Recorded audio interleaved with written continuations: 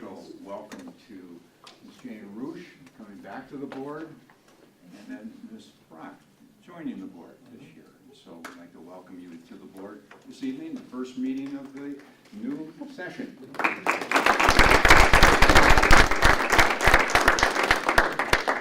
Okay, with that, I'm going to call this special meeting to order. This is to reorganize the board officers and all the different appointments that take place, and we'll do that at this point in time.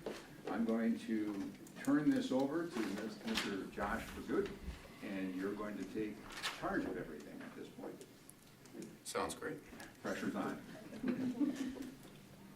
Cassie, could you read the leadership choices report? Sure. For the role of president, Jim Boucher has thrown his hat in the ring. For the role of vice president, Jim Boucher also said he was interested, as well as Lance Trollope. Treasurer, John Creasher, and clerk, Sarah Brock. Jim Boucher has declared himself a candidate for the office of president. Are there any nominations from the floor? Hearing no additional nominations, I seek a motion to close nominations. So moved. Do it. All those in favor? Aye. Opposed? Cassie, would you still like them to write their ballots and send them down to you? Okay. At this time, then, I will ask board members to cast their ballots for the office of president and pass their ballots to me.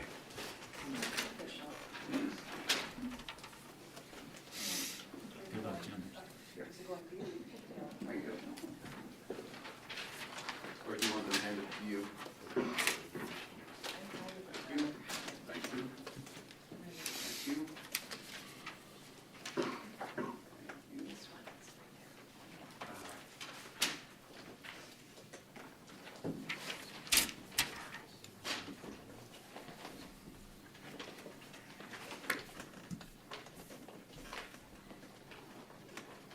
Lance Trollope has declared himself, and Jim Boucher have... And at this time, I would like to... Oh, sorry. Sorry. No, we have to tabulate the votes. My apologies. The tabulated votes indicate the board president will be Jim Boucher. Congratulations.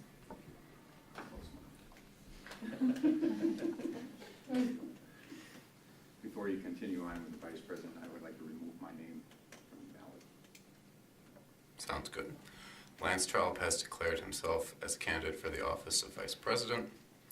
Are there any nominations from the floor? Hearing no additional nominations, I seek a motion to close nominations. Second. All those in favor? Aye. Opposed? Nominations for the office of vice president are closed. At this time, board members, please cast your ballots for the office of vice president and pass them to me.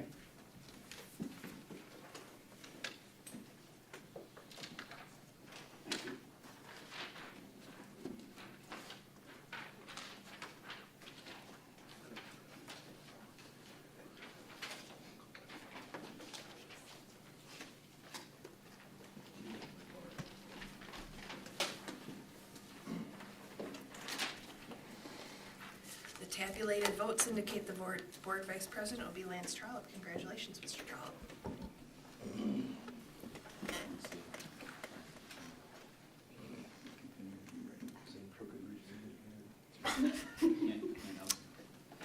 John Creasher has declared himself as a candidate for the office of treasurer. Are there any nominations from the floor? Hearing no additional nominations, I seek a motion to close nominations. So moved. All those in favor? Aye. Opposed? Nominations for the office of treasurer are closed. At this time, then, board members, please cast your ballots for the office of treasurer and pass them to me.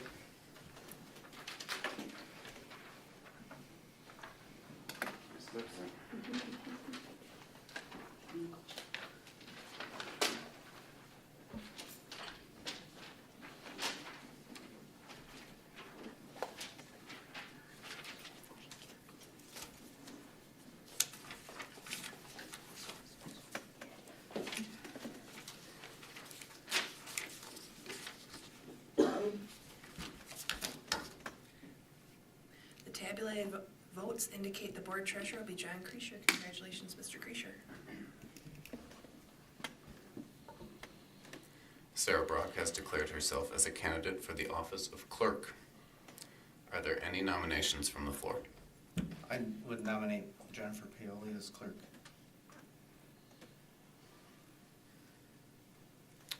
Are there any other nominations? Do I have a second? I'll second. All those in favor? Aye.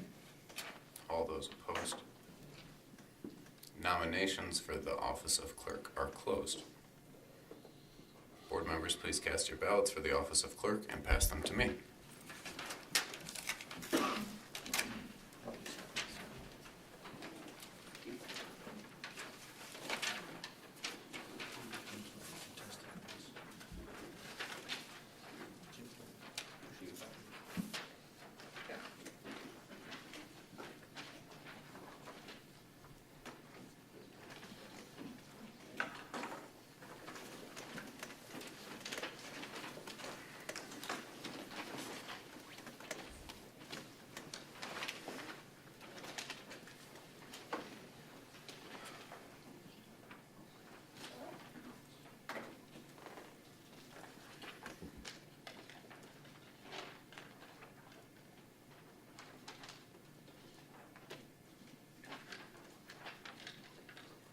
We have a tie.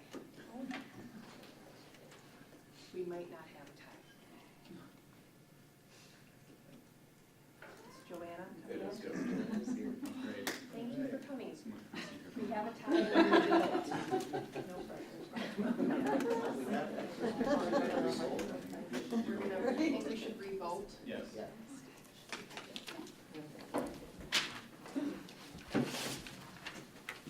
I think we can have a discussion, right? I have a question just to make sure. Jennifer, do you want to be clerk? Sure. Okay, all right.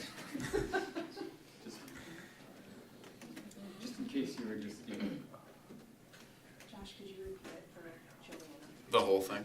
Just that we're tabulating votes of people running for this position.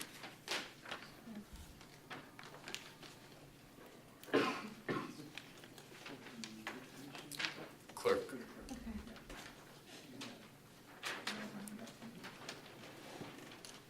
Any questions, Joanna? No. Okay. It's the next page, Joanna, you tear off the blue page, and that's the ballot.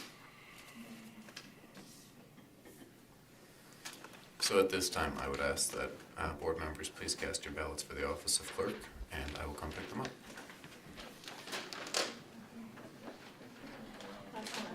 thank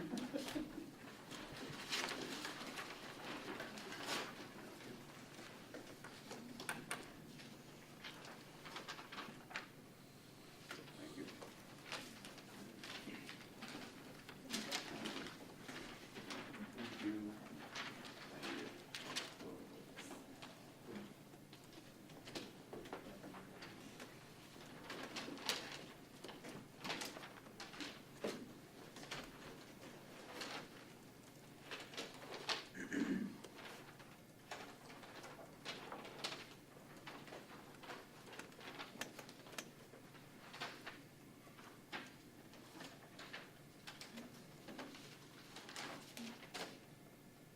The tabulated votes indicate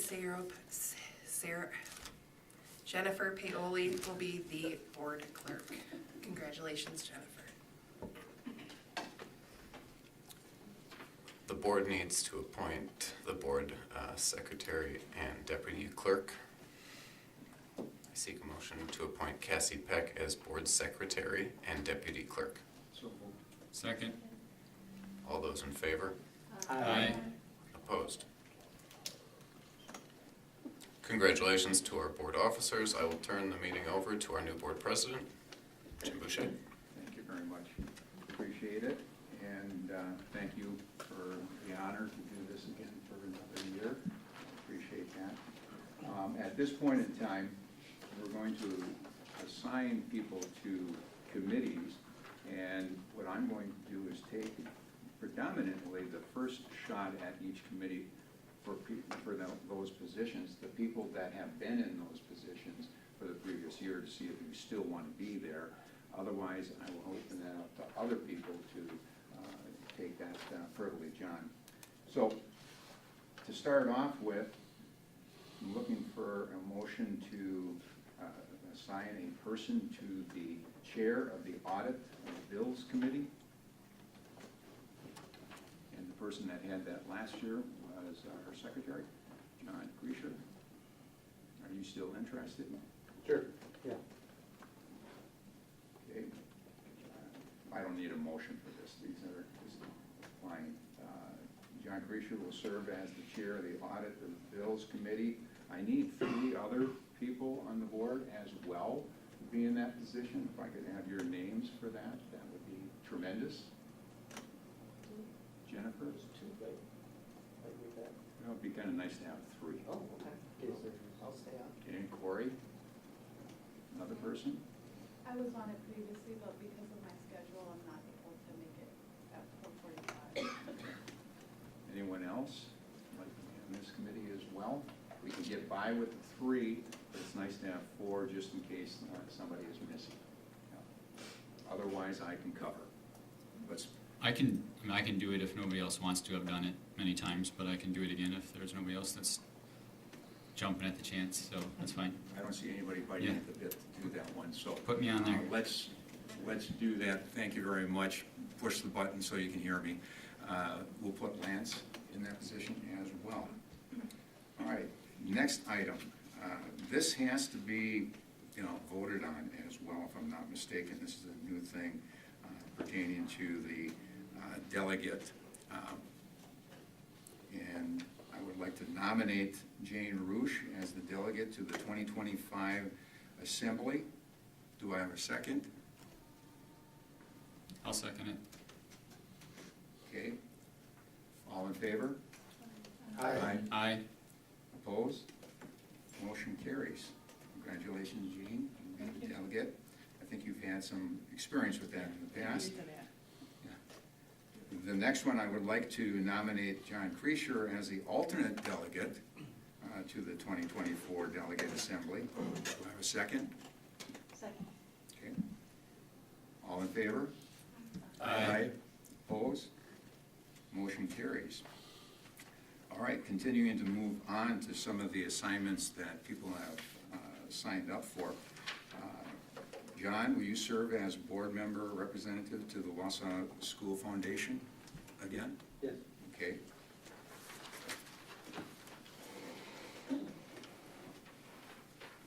Turning my page, I would like to nominate Corey to serve as the board member representative to CISA 9 Annual Convention. Do I have a second on that one? I guess I have to have a motion on this one. Yeah, I'll second your motion. Okay. All in favor? Aye. Aye. Opposed? Motion carries. Corey, thank you very much. I'm going to hit you up for another one. Since you've been doing this with the board legislative liaison and connecting us very well with that, would you be interested in doing that again? Yeah, I can stay on as that. Okay.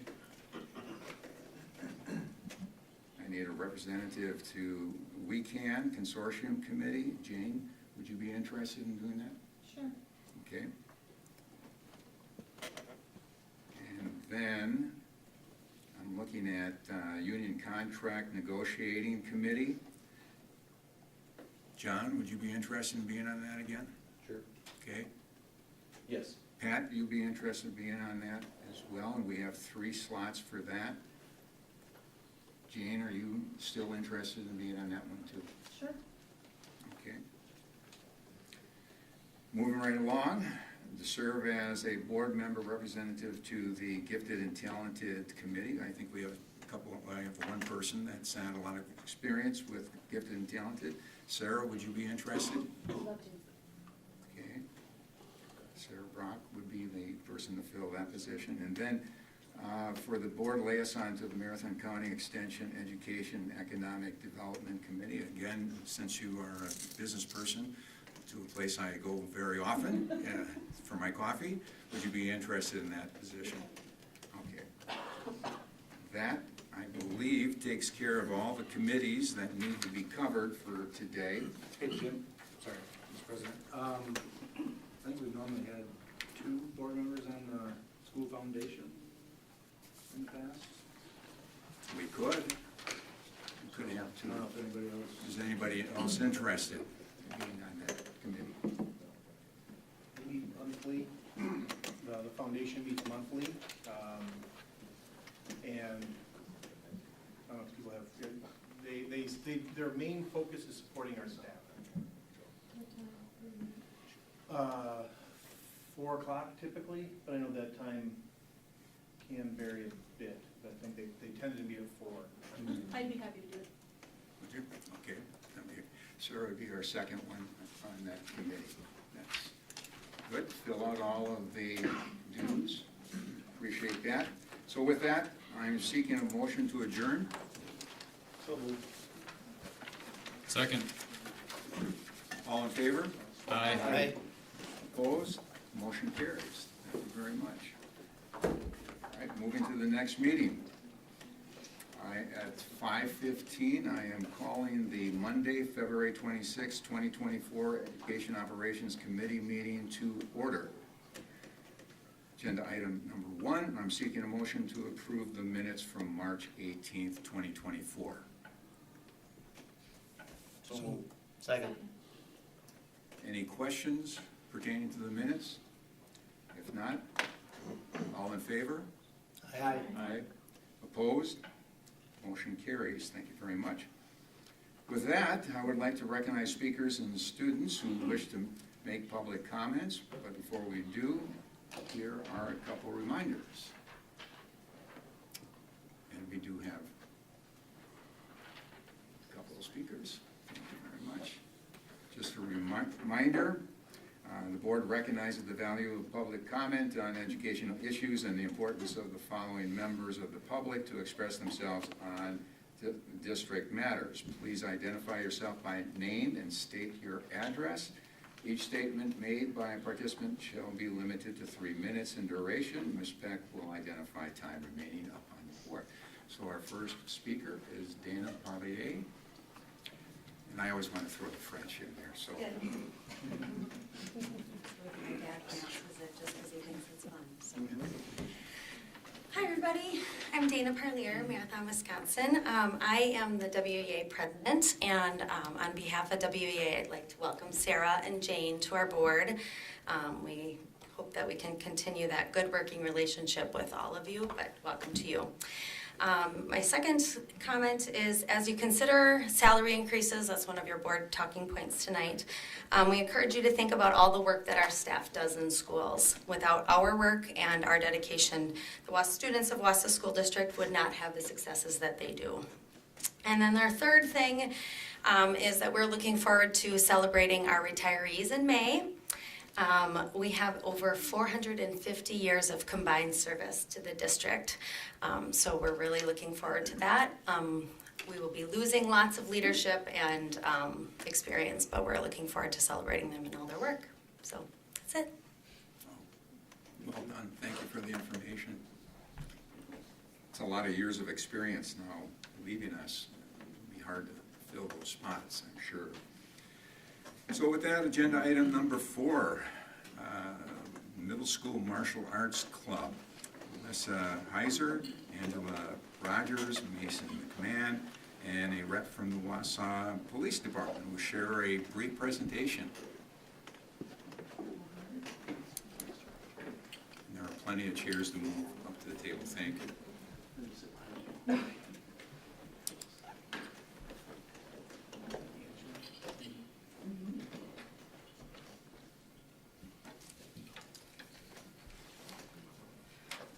Hello, welcome. I just wanted to go over, we're here to represent John Muir Middle School as we kind of talk about a new opportunity for students as we kind of work through the school year. We are really looking for opportunities to connect with students, and this kind of organically came through our SRO.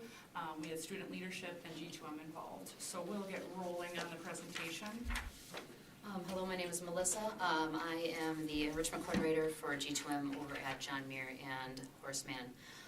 G2M after-school activities provide a large range of activities to suit every student. It's very important to us that we have availability for each student to have something of interest. And this is one of the things that came to interest to me of a couple students really wanting things that are more active. We found that when they have these more active quality services, students do perform better. So the wide range of the services to support student learning and development, and also very importantly, this is an opportunity where students can not only do something fun after school, but we know they're in a safe environment with staff members of the Wausau School District.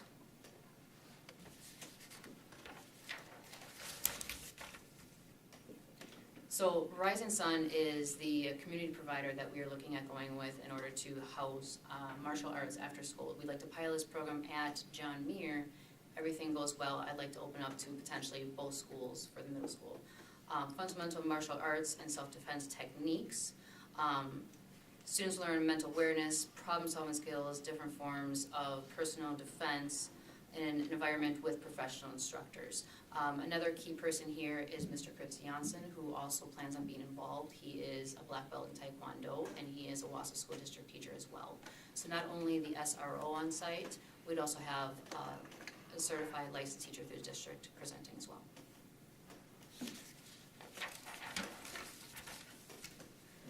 Hello, my name is Mason McMahon. I go by Moose. I am helping start this MMA program for our school, mainly for mental health, discipline, and anger issues.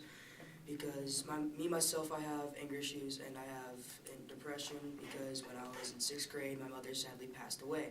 And physical contact, like sports, like wrestling and football, helped me a lot get over that a little better.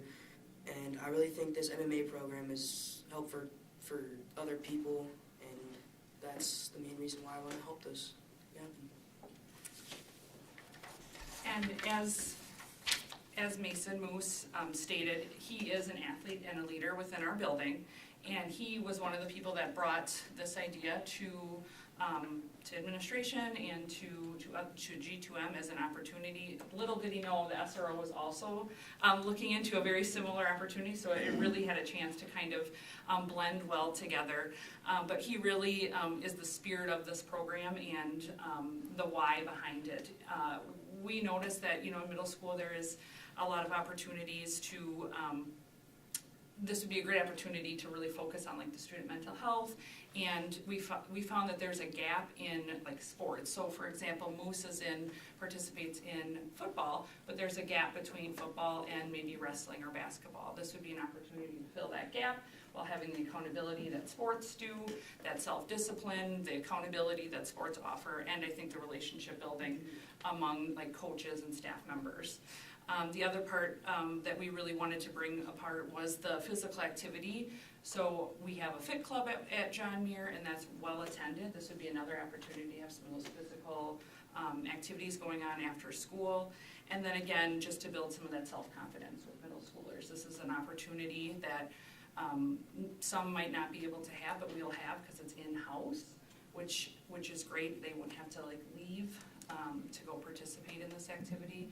And then I think finally is really the joint collaboration between the school district, business within the community, and then the Wausau Police Department.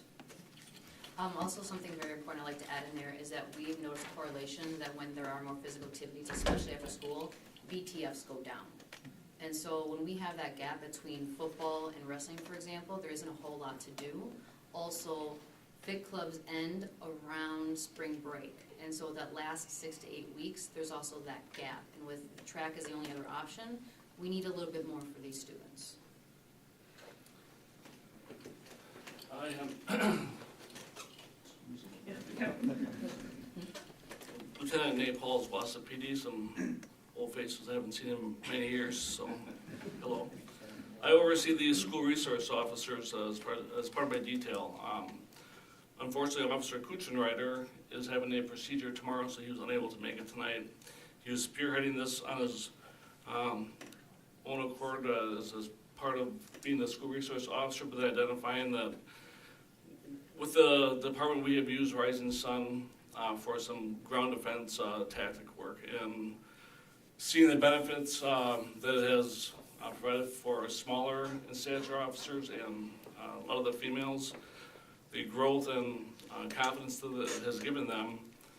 He felt that if he reached out and tried to bring that to John Muir, that it would only have a positive impact for the students and anyone that's just has down idle time that doesn't have positive direction, that this would be a great opportunity and outlet for some of those students. Thank you.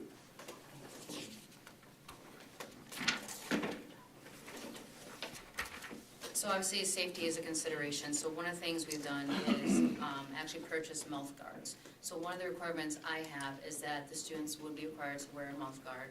They would each be given one, and then they are held responsible to keep track of it. If they do not have their mouth guard for whatever reason, they sit on the sidelines until they bring it the next time. And even just watching this stuff in action, I think, is beneficial. Hand wraps is another thing.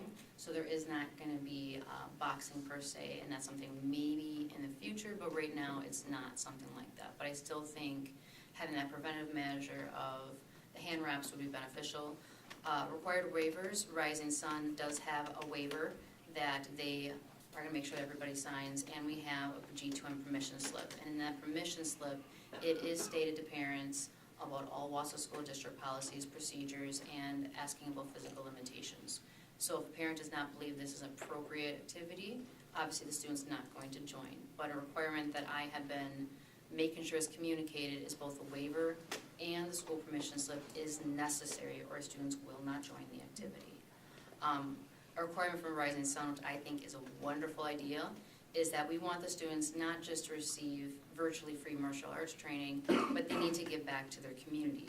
So one aspect is the very first time they meet, it's not going to be on the mats, it's going to be volunteering. And that might mean picking up garbage in a park, for example.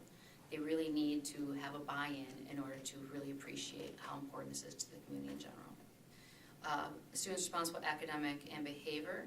So one thing is that if we see a dip in a student's behavior, see a dip in students' academics, then they will be pulled from it. They do need to be held accountable and realize this is a privilege. So it's very important to us to be proactive about the students and make sure this is something that overall benefits them and not distracts them from their learning environment.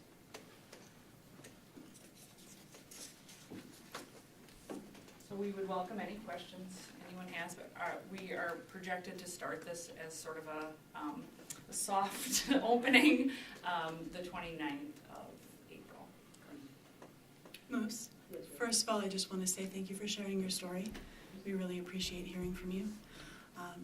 Second, you had said virtually no cost. Can you fill us in as to what the costs for the students and the families will be? So there is a suggested fee of $10 per year per student, and that's all G2M activities. That basically covers snacks. So with G2M, students check in and they all get a free snack. So that basically covers that cost. Is it required? Not necessarily. There are always exceptions, and it can be waived. Thank you. Continuing right around the table here. Questions? I think it's an exciting thing that you guys have brought together, so good job in Thank you. bringing it forward, and good luck. And I'm always an advocate for any of these sorts of activities. It teaches accountability to yourself and to your teammates or instructors, so I'm excited to see it hopefully progress and grow. I don't have any extra questions. This is, again, a positive thing for students, and when the students are bringing it forward, right, then there's more excitement to get your classmates involved with you, so. Just a couple points. First of all, Mason, I'd love to hear the story on how you got the nickname Moose at some point. I was a big baby when I was. And it stuck with you that long, huh? Yeah. Yeah. I know the feeling sometimes you can't get away from some of those things. But so just a couple comments and then one question. First of all, I think this is fantastic, and the biggest reason why is this type of activity for those kids that go through it certainly lends itself to the behavior issues that we know are going on at John Muir as well as at Horseman. And kids who would be in this, I think, would be in a much better position to provide instantaneous feedback to a bully, for lack of a better term. And I think that getting more towards some of these direct and distinct interactions and getting away from kumbaya, restorative, tell me how you feel type things are going to be positive and productive. The one question I have is when you talk about the behavior impacts or the students are accountable for behavior improvements, how does that dovetail with excuse me, with other activities? Like, are they held accountable for all, whether it's a G2M program or if it's a sport or a play or whatever? If behavior's not where you guys want it to be, do you bring them out of those other activities too? Yes, for example, the ADs at each one of the schools do send a sheet, and if we, as staff, notice that there are situations with the student that need to be addressed first, then we have that communication of, wait a minute, we need to pause in this other stuff to make sure those other situations are addressed. There is also not just that accountability communication between staff, if it's necessary.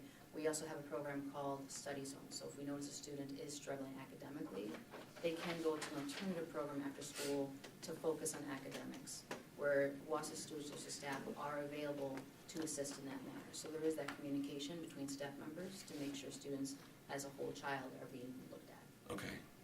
And could this be a referral program? So with G2M and Fund AD requirements is that we have to open it to all students. However, there is a situation where obviously we have a capacity limit. So if there's a student that we know that really could benefit, we can highly encourage them to make sure that they Okay. sign up.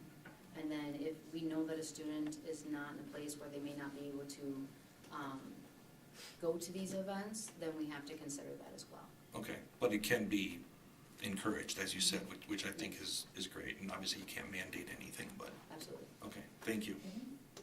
That's No questions, sounds like a great idea to me.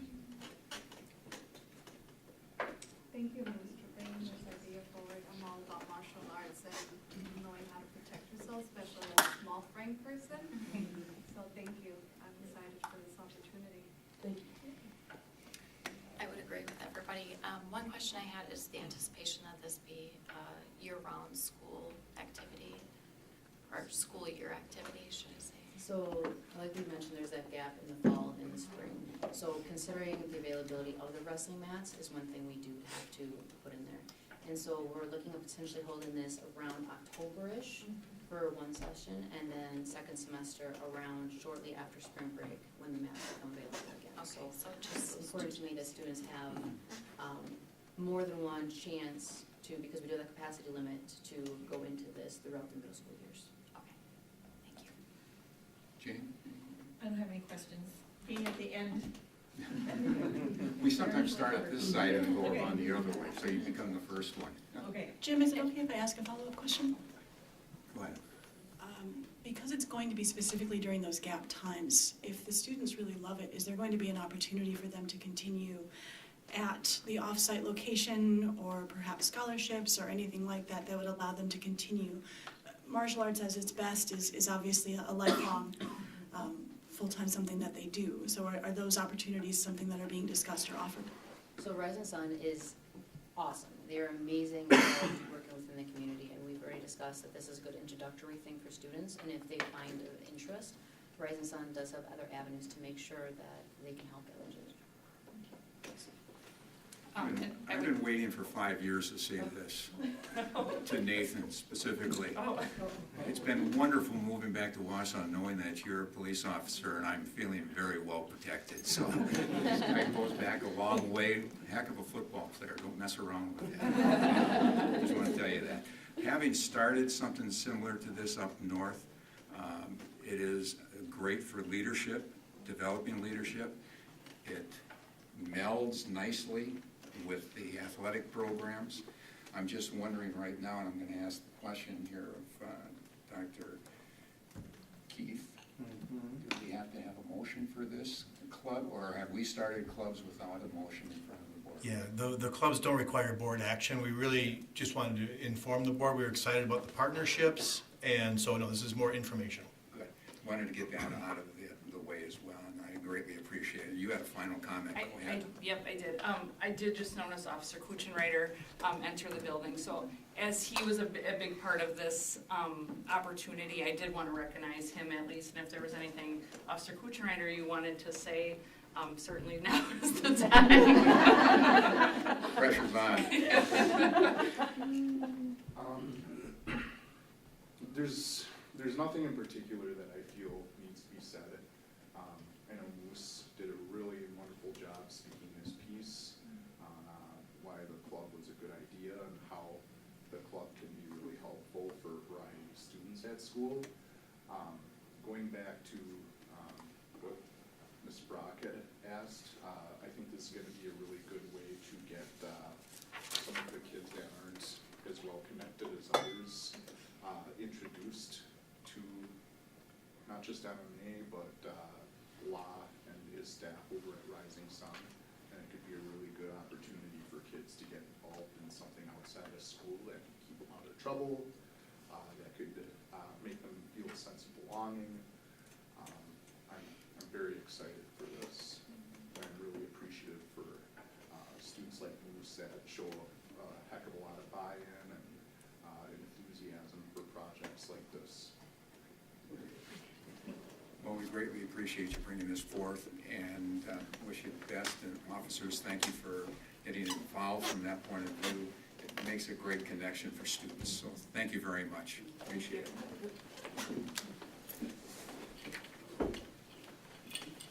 Next item on the agenda, looking at number 5, 9-10 math adoption. Scott Strand will share a presentation on the 9-10 math adoption.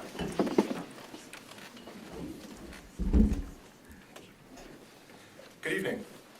Happy to be here again to update you on some of the work that we've been doing since we last talked, and just to recap you on some of that work that we've done. In terms of the integrated math 1 and 2 sequence, as a reminder, these are the course descriptions that were approved by the board when we last saw you in December, along with a quick update of that scope and sequence and what that 4-year plan might look like for students in the district. Especially knowing that some of our new board members are going to be here tonight, I thought it would be important to at least include this. Are there any questions or reminders about that work that we talked about in December? Okay, great. So, with that being said, as we've gone through this process, and again, some of the bullet points over on the right are kind of a recap of what you saw in December, but since then, in December 2023, when the board voted to approve the integrated sequence, then in January, we met with all of our 9-10 staff and our middle school teachers that would be teaching those advanced courses at the middle school level to do an initial look at the 3 remaining resources, because remember we had originally vetted 6 back last year in June before we had decided between algebra, geometry, or integrated. So with those 3 remaining resources then, there were virtual and in-print samples that were distributed between both of the high schools. They were able to kind of dive into them in smaller groups and teams. And then in February, at the end of February, we had 3 high school staff from each building who came here for these 3 vendors, and these 3 vendors gave us the sale pitch and walked us through the bells and whistles of their programs, some of the content, some of the materials that we saw, really what each of those 3 each brought individually as strengths and weaknesses as we went through. You'll see the last bullet point in February. That was when unanimously around the table, all 8 people that were there, including the high school staff, our district technology integrationists, and myself, all said, this is one that we're not necessarily the most excited about, so we went from 3 to 2. And then over the course of the next few weeks, staff really had time to dig in deep within these last 2 remaining resources. And in March, in one of our half-day in-services, we had 21 staff members, including our high school math departments from both sides, and our middle school leaders in both of our middle schools, do some small group review work. So taking a look at one specific content chapter or unit in both of these 2 resources in this new integrated sequence to see what the strengths and weaknesses were. And then at the end of that professional development, we had a little exit survey, and the results that you see over on the left are the results of that survey. And that was a 7-point question asking folks, if we decided on a resource today, which resource would you choose? With 1 being one resource and 7 being the other resource.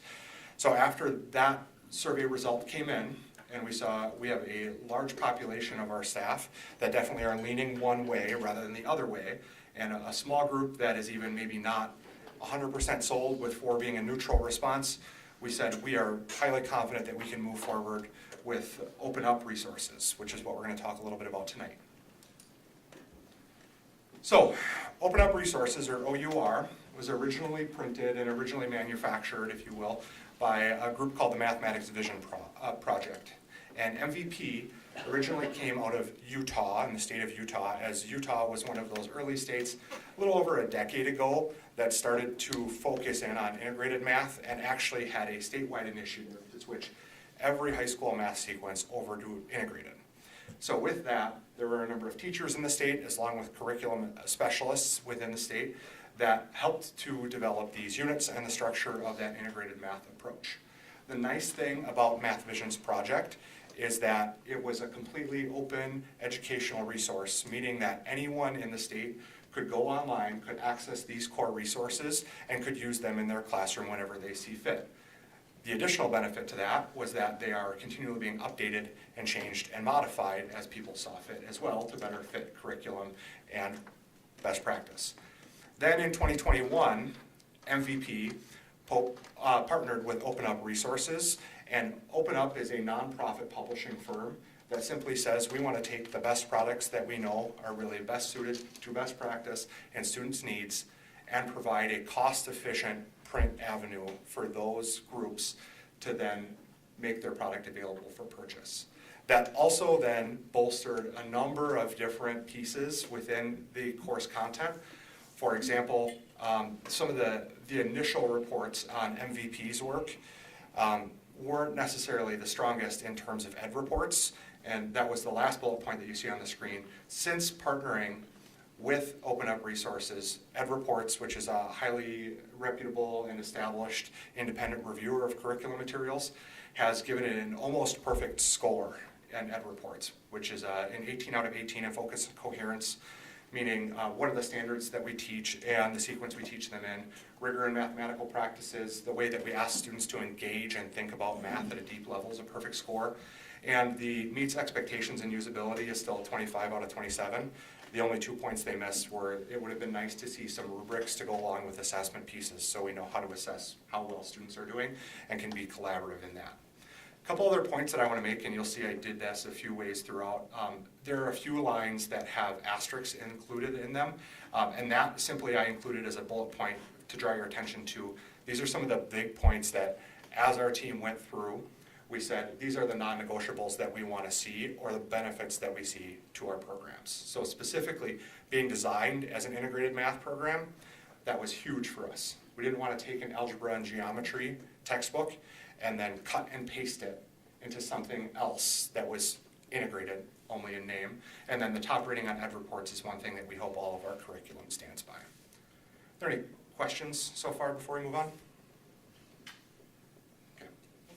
So, with that being said then, here's a quick outlook on this, and I believe in the copy that was shared in the agenda, both the Integrated Math 1 and Integrated Math 2 titles at the top of each table are actually interactive links, because as I said, they are open educational resources. That will link you to both of the student materials for the entirety of the course as it exists online. On both columns then, as you go through, you'll also see at the end of each line, I included in parentheses either an A or a G in terms of how they really intentionally take what we would consider a traditional algebra or geometry topic and then resequence it with that other coherent domain and type of learning that we would expect to see in a math course. That scope and sequence is really one of those things that we saw and we were originally setting out to do, of something that makes sense in terms of how we really make a truly integrated math course. So, as Open Up sets out to design a course, they were very intentional in using some strongly research-based design models. So for example, what you see on the screen right now is the Continuum of Mathematical Instruction framework. Essentially, if I can give you the short of it, it connects both teaching, learning to this conceptual and continuum understanding of how we think about math, right? In teaching, that's the terms of, we're gonna launch students into some type of new learning, give them some time to explore, and then at the end of a lesson, discuss and solidify the understanding that's really happened. In terms of learning, we're really developing new understanding from previous knowledge, solidifying that with some really direct and supported math language, specific notation, all sorts of different representations that go along with it. And then we turn students to practice to make sure that they can actually put what we've instructed into their everyday usage. So, with that being said, as you see in the next slide, some of these lessons live in different areas of the world. So, for example, we might have students that, or a series of lessons that really live in that kind of developing sense. So, for example, I've included a screenshot of one, and this is actually linked in there for you as well, a specific great tie-in between geometry and algebra in Math 2. So, in the launch, we set the stage with what's called a low floor, high ceiling task, meaning that students of all levels of math can at least understand the conceptual framework of what we're trying to get at and can engage in the task. So, circling triangles that you see over on the right, the objective to start is that you give students an 8.5 by 11 sheet of paper and ask them to cut out a right triangle, so one of your corners, so that it has a 6-inch hypotenuse. So every triangle you see over on the right has a hypotenuse, the longest side, that's 6 inches. As a teacher, what we think about is, what are the struggles that students are going to face, and how do we support that? We anticipate student needs. We'll talk about that more in a little bit as well. Then, as students are working collaboratively in small groups, we then, as teachers, monitor, clarify, and promote thinking to make sure that what they're doing is actually accomplishing the task.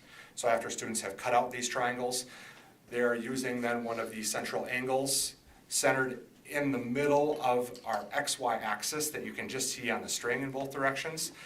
And as you can see, on that opposite side, each triangle, as it forms together, starts to form the shape of a circle. Because really what we're doing, and this would be our discuss phase, is we're connecting that Pythagorean theorem, a squared plus b squared equals c squared, to the equation to graph a triangle.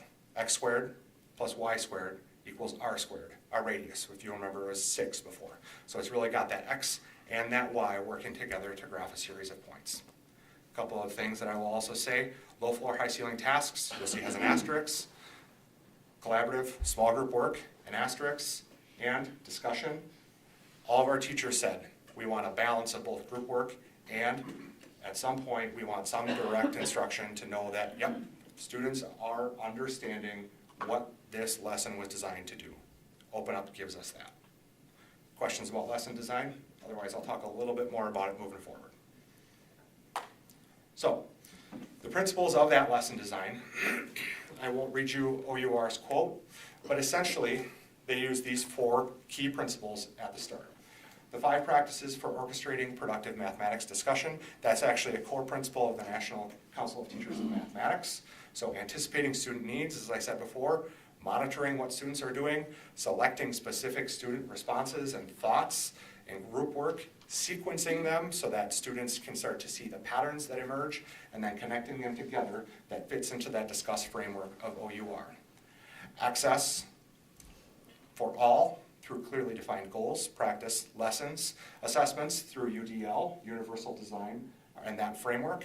As a district, this is a huge piece for us because we know that with the switch to integrated math, we're hoping that more of our students go through this core class. With that, we also know that we need to be able to reach all learners of all levels. And you will see that continue as well. All students, a core belief, can learn and enjoy mathematics. The lessons are designed for a wide range of abilities, and all students have strengths because we know that in this type of model, any sort of thinking is the right thinking because we can use pictorial representations, we can use numeric, we can use graphical representations, and all students in this collaborative group process bring something to the table. Okay? Questions? Other things that are also provided through OUR, and this is a star as well, are Ready, Set, Go practices that are included. The reason why that's starred specifically is because it contains what we call spiral practice in mathematics. In the Ready portion, we might go back to, let's say, in an integrated math course, maybe some 7th grade standards that are intentionally brought back in a practice assignment, because we know that next week we're going to build on that coherent sequence of standards. So 7th grade standards are going to become the framework for the work that we're going to do now freshman year. Our problem set allows us to then take a look at our current standards, make sure that students are actually working towards proficiency at grade level tasks. And then our go part of the practice set allows us then to take widely applicable prerequisites from either this course, maybe a previous unit, or maybe an earlier year, because we also know that there are just some standards that students need to know that is really important for their math success moving forward. Also, one other point that I'll say, OUR also creates and shares all different types of assessments that you can see listed there. I know one concern that I originally heard from staff was if it's an open educational resource and everything is posted online, are assessments posted online too? Yes, that's how it works. So OUR has actually come up with, I don't really understand how they manage this, but a pretty smart way to keep that secure. When you sign up, you need to use a district issued email account, that's a teacher account. That gets you access to the teacher materials, to then safeguard it again for assessment materials. They don't open those up to your specific account until you send them an email directly through their form on their website that has your email and a link to a staff directory that also includes that email tying you to that email as well. So there's this whole double layer of protection to make sure that there's not assessments floating in places that we don't want them to float. So a couple other pieces I'll just mention. The continuous mathematics model that I talked about before is actually research-based out of Brigham Young University. They did research studies with a number of different elementary, middle, and high school groups across the state of Utah when this was first implemented. And in that, they found that when that CMI model is implemented and implemented well to fidelity, that according to end-of-year diagnostics, some groups will rise as many as 10 percentage points towards end-of-year diagnostics. Huge data point boost for us if that comes to fruition.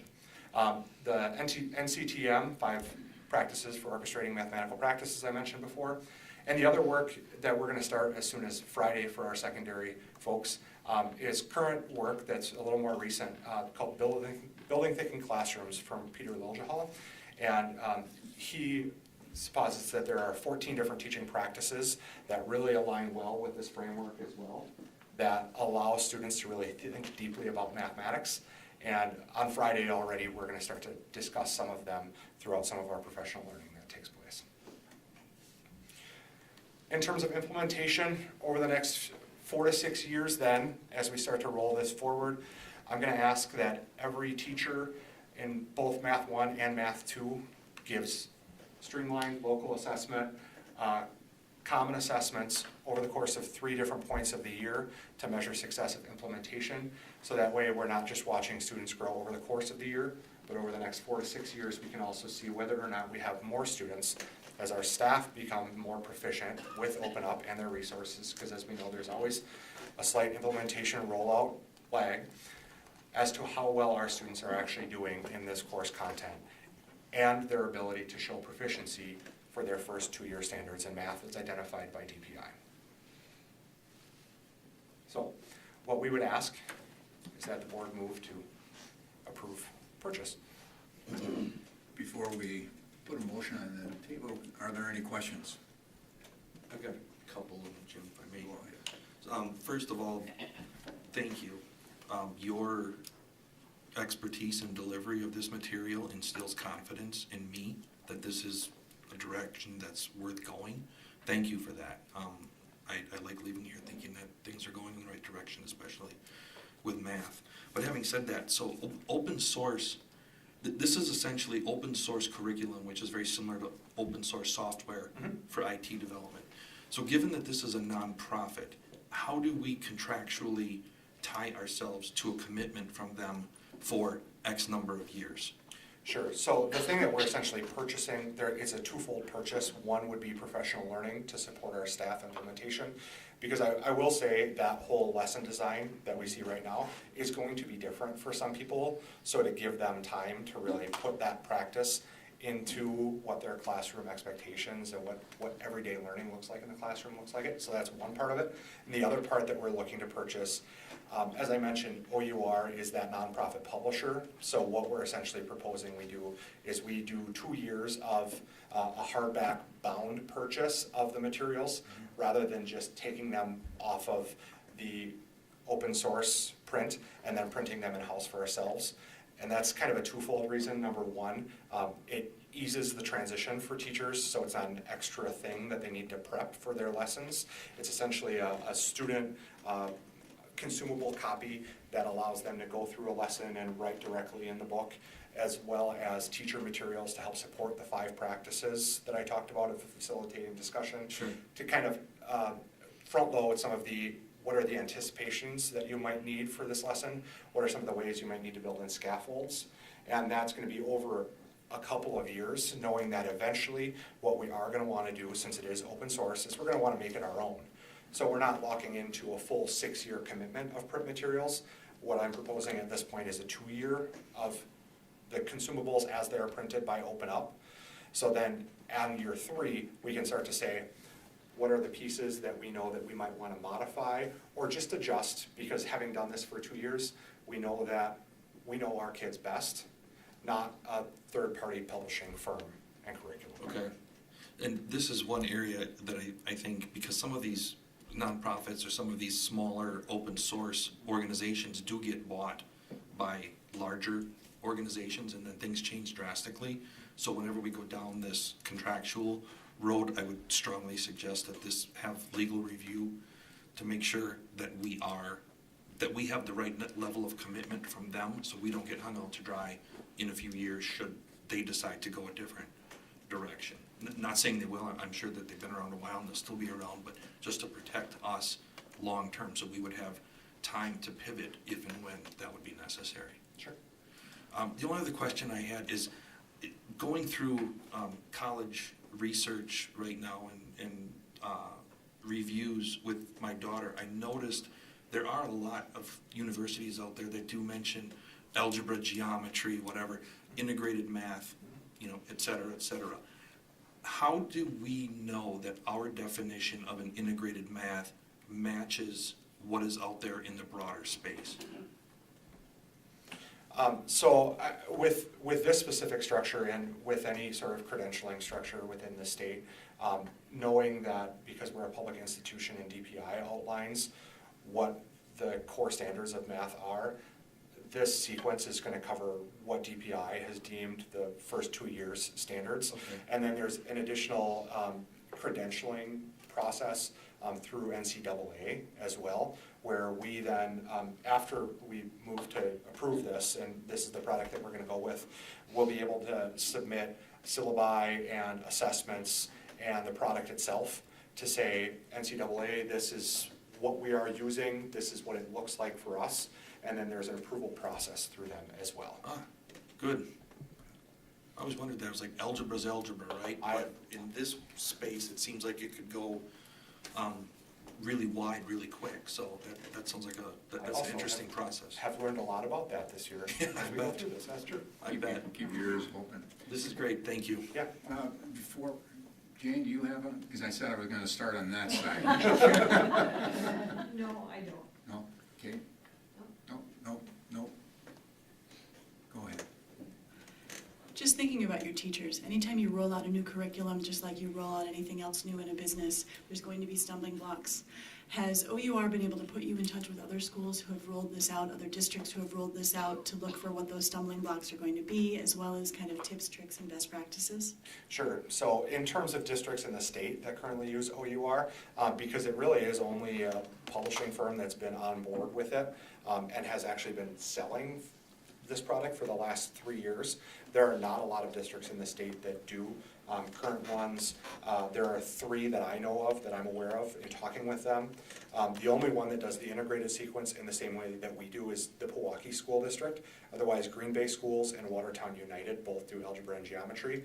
I know as soon as we started to think like this might be the thing, I reached out to the math specialist in Pewaukee, and she gave really, I think, valuable feedback that was both solidified the strengths but also solidified the, hey, we know that the model of this is going to be different, so make sure that we have quality professional development that is aligned to it. So like when we talk about what is the thing we're actually contractually buying, professional learning is a large part of it because it is a mind shift for staff.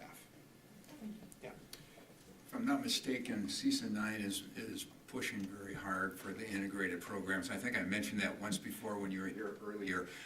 This is not something that's just a random look at, because I've always been fearful of the random look at. And then you go down that road for 5 years and find out, we shouldn't have done that type of thing. But with CISA 9 on board with pushing this as well and looking at things a little bit differently than we've looked at them before. If I take a look at and if you take a look at the math scores around the state at the different schools, it's not very good.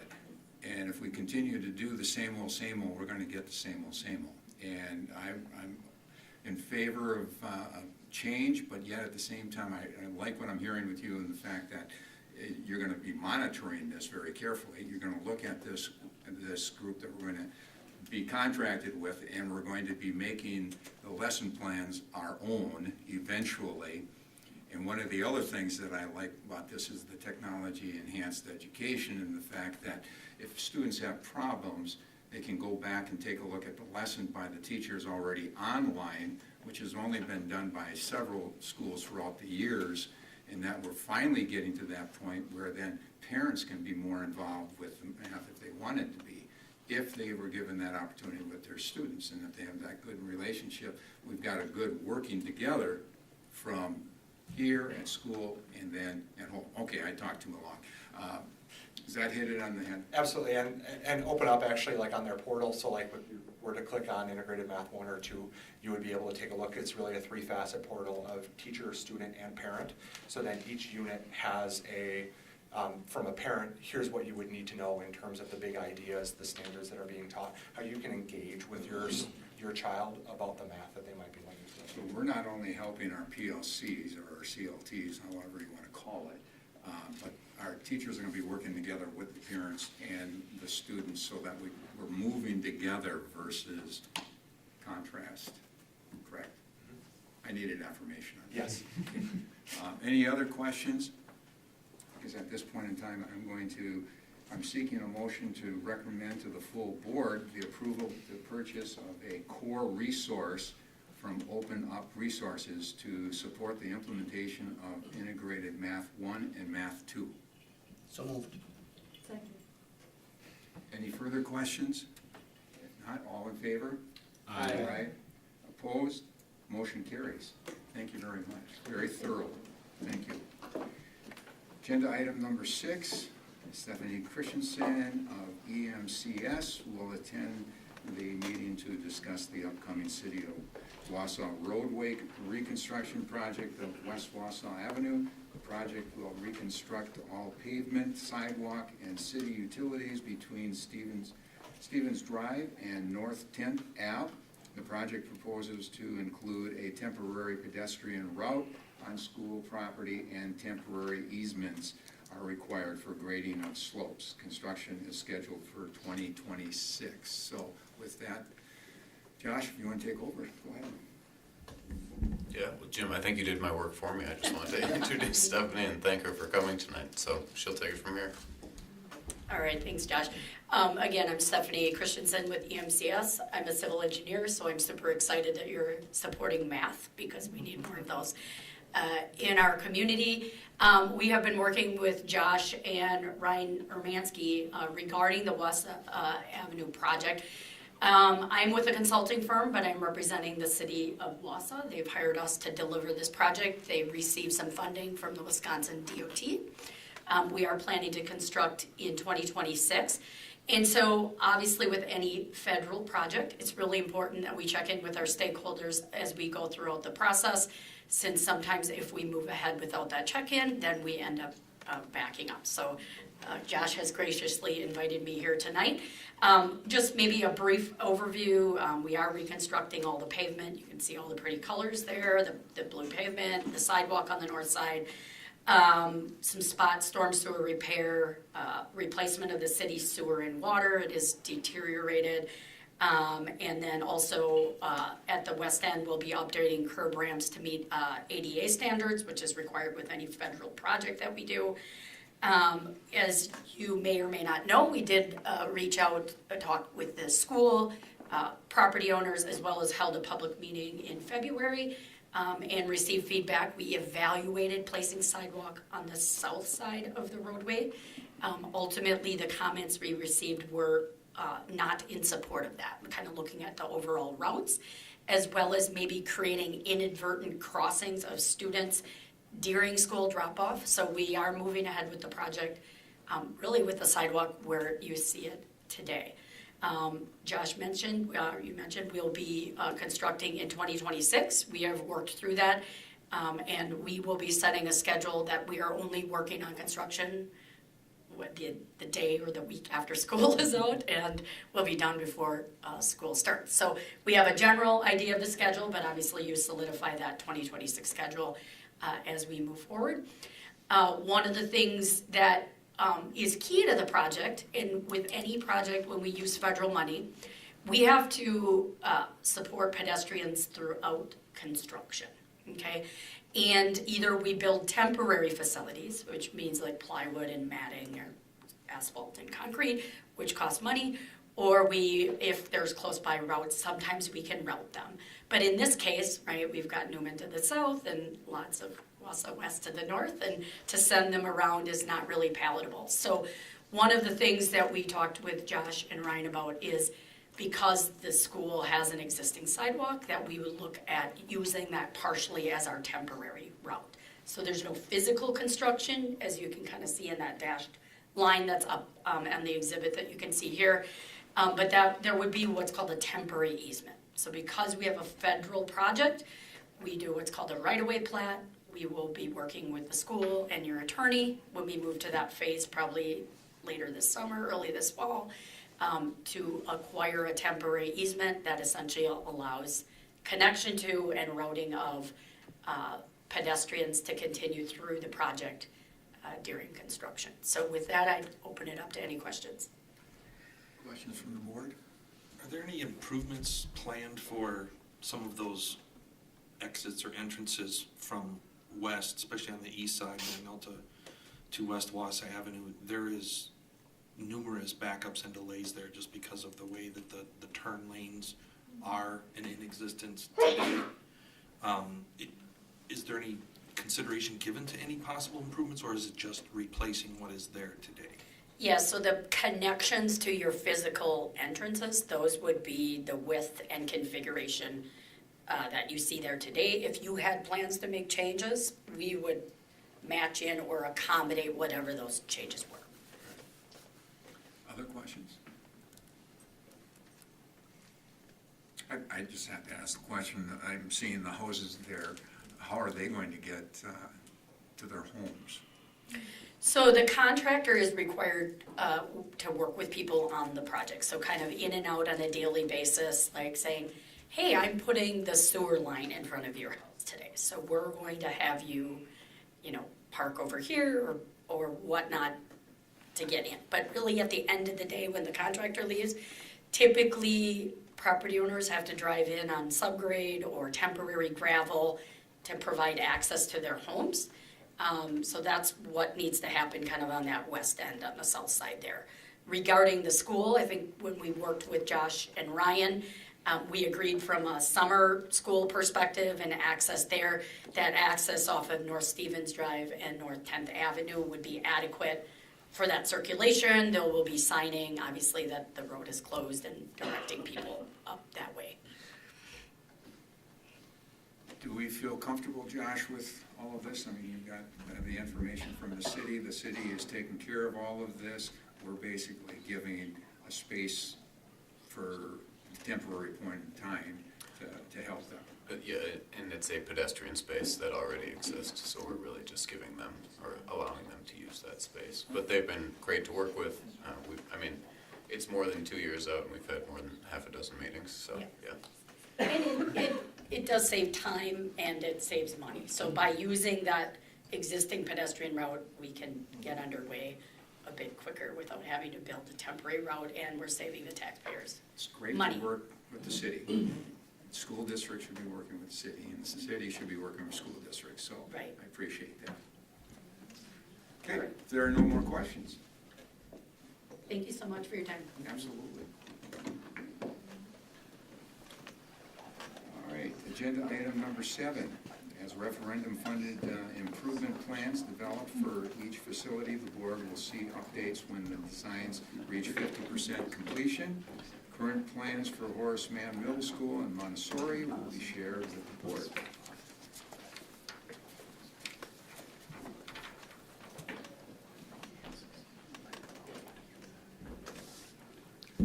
Welcome, everybody. I'm Sharon Gould, Senior Program Manager with Nexus Solutions, overseeing the design process for the referendum. And I have with me Rob Phelps, Principal at Horace Mann Middle School. Elizabeth Channel, I'm the head of school at Montessori and principal of Hewitt, Texas. Excellent. So we've all been working together to get this second round through, coordinated throughout. So both of you folks will be helping me answer some questions, provide direction on how that's been working out. Next. So just to summarize, our purpose today is to review the current design for Horace Mann, what's changed since the last time we were here presenting the 95% set. We're going to present the current Montessori design for feedback and then improve the design direction with both of these, I'll call them facilities, to move the project forward. Just a quick side note, we did start to bid out Horace Mann initially and pulled the bids once Montessori had moved back into Horace Mann. Next. So again, I like to start out going through the original referendum scope of work. This is a similar slide that you've seen before. This is what the public saw. So we're looking at the secure main entry of pupil services entrance in Horace Mann. The community room large group instruction was part of the referendum. We were remodeling the library and the IM/IMC. We did design in a fitness edition for Horace Mann.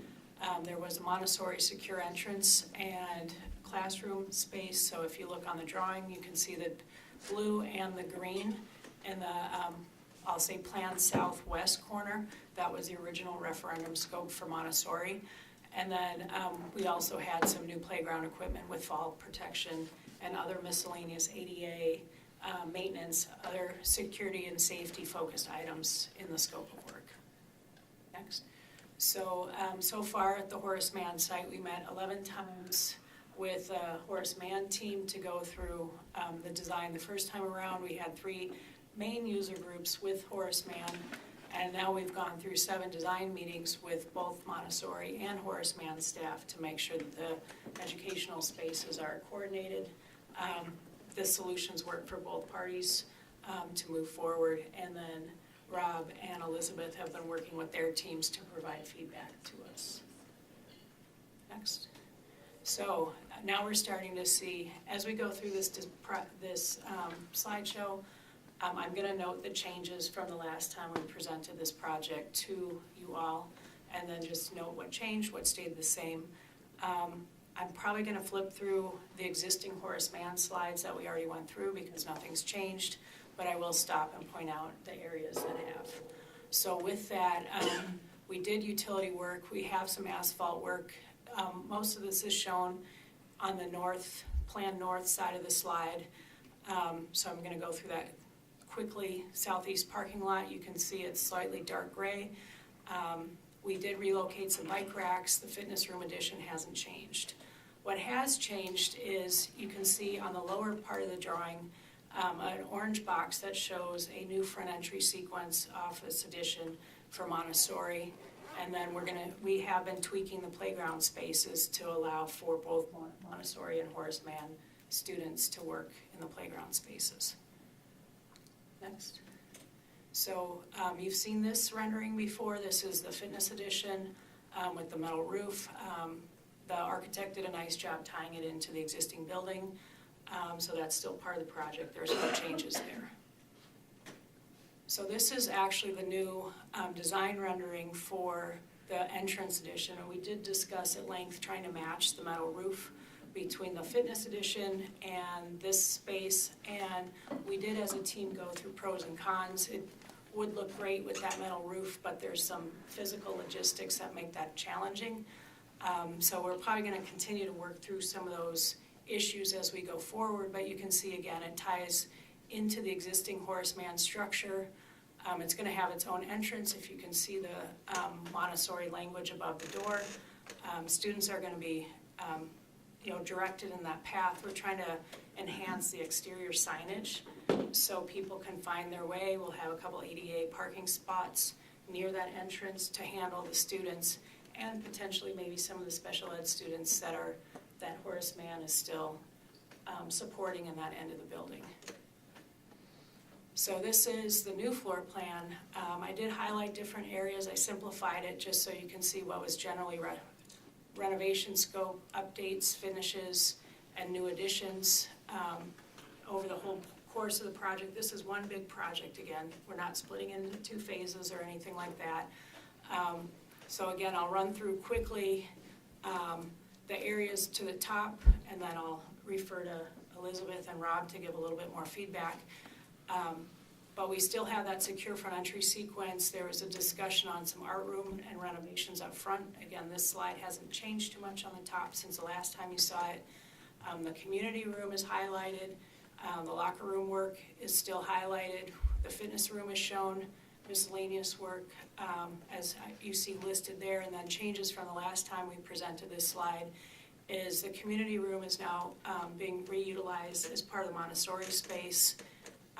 And I call it the Montessori wing in addition. We'll probably work out the terminology on how we want to refer to that as we go forward, but I want it to be really clear and distinct between the Horace Mann piece and the Montessori, just so it's clear we're doing both, treating them as 2 separate entities as we go forward. And then you can see the front office art. There's going to be some changes that I'll talk through in a little bit as well.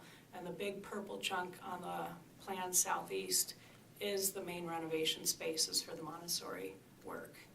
So that's a bit different than what we talked about in the original referendum scope, but we all have been working together to get something to work for all parties that's cost effective, meets everybody's needs, and to move forward. So I guess, I don't know if you want to mention now or we can go through the slides. Well, we can go, finish going through the slides and I can add them. Excellent. All right, so next slide. So this is so one thing to point out, there's no alternate anymore for the library space. We looked at that as potentially saving some money moving forward, but with this plan, we did talk about a couple different solutions for this. This was the lower level of the library. Now we designed it in as a community room. Now we redesigned it to be like the children's house wing and some offices and things like that. So do you have anything you want to add to that? This looks different than what we had up before, but yes, we were trying to make sure all the Montessori classrooms were pretty close to each other. And one of the things that we had explored was moving the Horace Mann Care program out of its current space. That ended up being very costly. And the children who are being served in that program need to have access to external exits that are close by and where they are being dropped off and picked up in the morning. So we explored the idea of using the lower IMC to meet those classroom needs and leaving the care program where it currently is. And just to build on that too, there's a couple toilet rooms in the children's houses, so that each of those student groups do have toilet rooms, and there's also some work for offices in the just plan north of the children's house for supporting services. And one thing with the IT space is we are opening up a window for students on the hallway to the plan north of that, so they can do IT support for both Horace Mann and for Montessori. So there is some changes that have happened to this plan that reflect what I just mentioned, just to clarify some of those areas. Again, we've been working together very iterative to make sure that Elizabeth and her team's needs are being met. Next. So this is the Montessori wing that I'm calling it, not official. And so we went through, looked at This is the probably the southernmost point of the building because it's rotated. So that's why I keep referring to Plan North, Plan and things, so the orientation to try to help you follow along if you're not familiar with reading these types of drawings. So with that being said, the southern part of the first floor of Montessori is now, or of Horace Mann, that's where the main remodeling spaces are gonna go. So we have 6 new classrooms, we have a large library coming in, a music room, a STEM art room, a kitchen. We are looking into some minor modifications to the special ed space. We're looking at locker counts, finishes, casework, things like that in this area. Trying to reuse the existing space, and the white area that's shown is still the special ed wing. I think they're high needs special ed kids, so we decided that was probably the best, so they had the best access from the outside.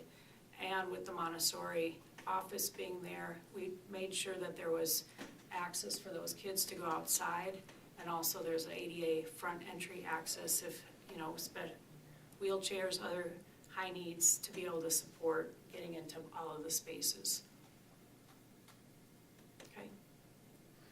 So this is a plan of the front office addition. You can see on the key plan, the area where that is. The site plan showed it on the southern end next to the playground. What we're adding in here in the Montessori edition is a secure front entry sequence that's similar to the other schools, same security, same approach with with how folks might be contained. We have a principal's office, conference room, a school store is on the bottom of that, so the students can come in and get their products.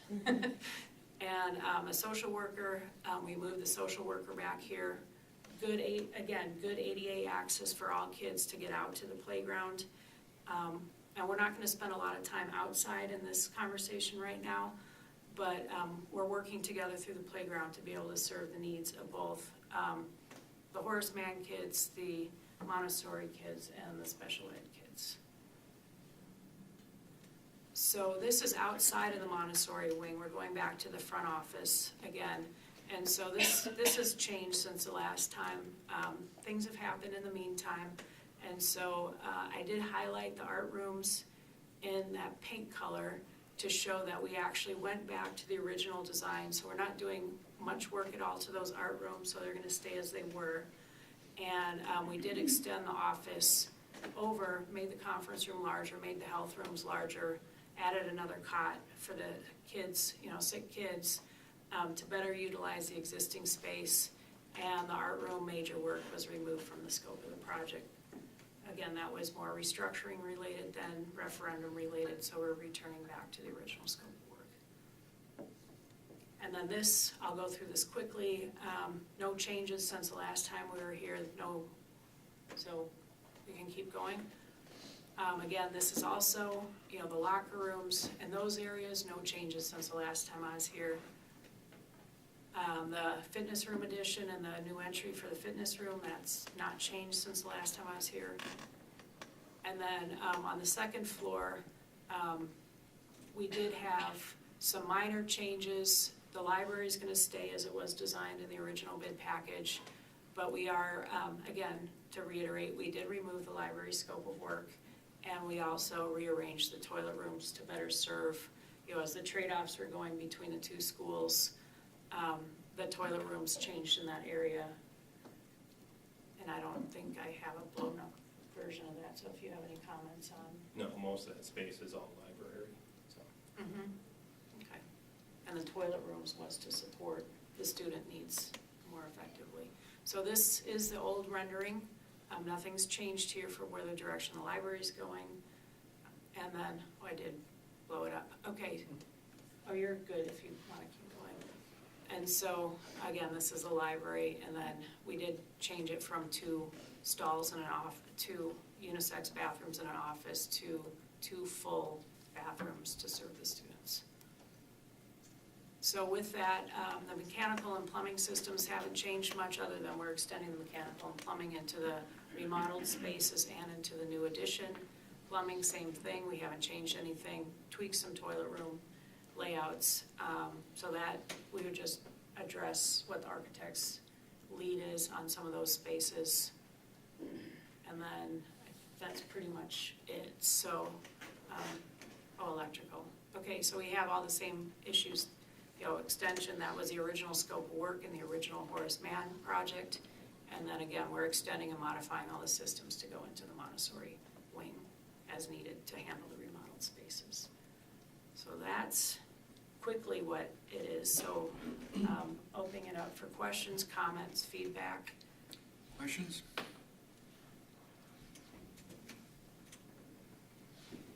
None?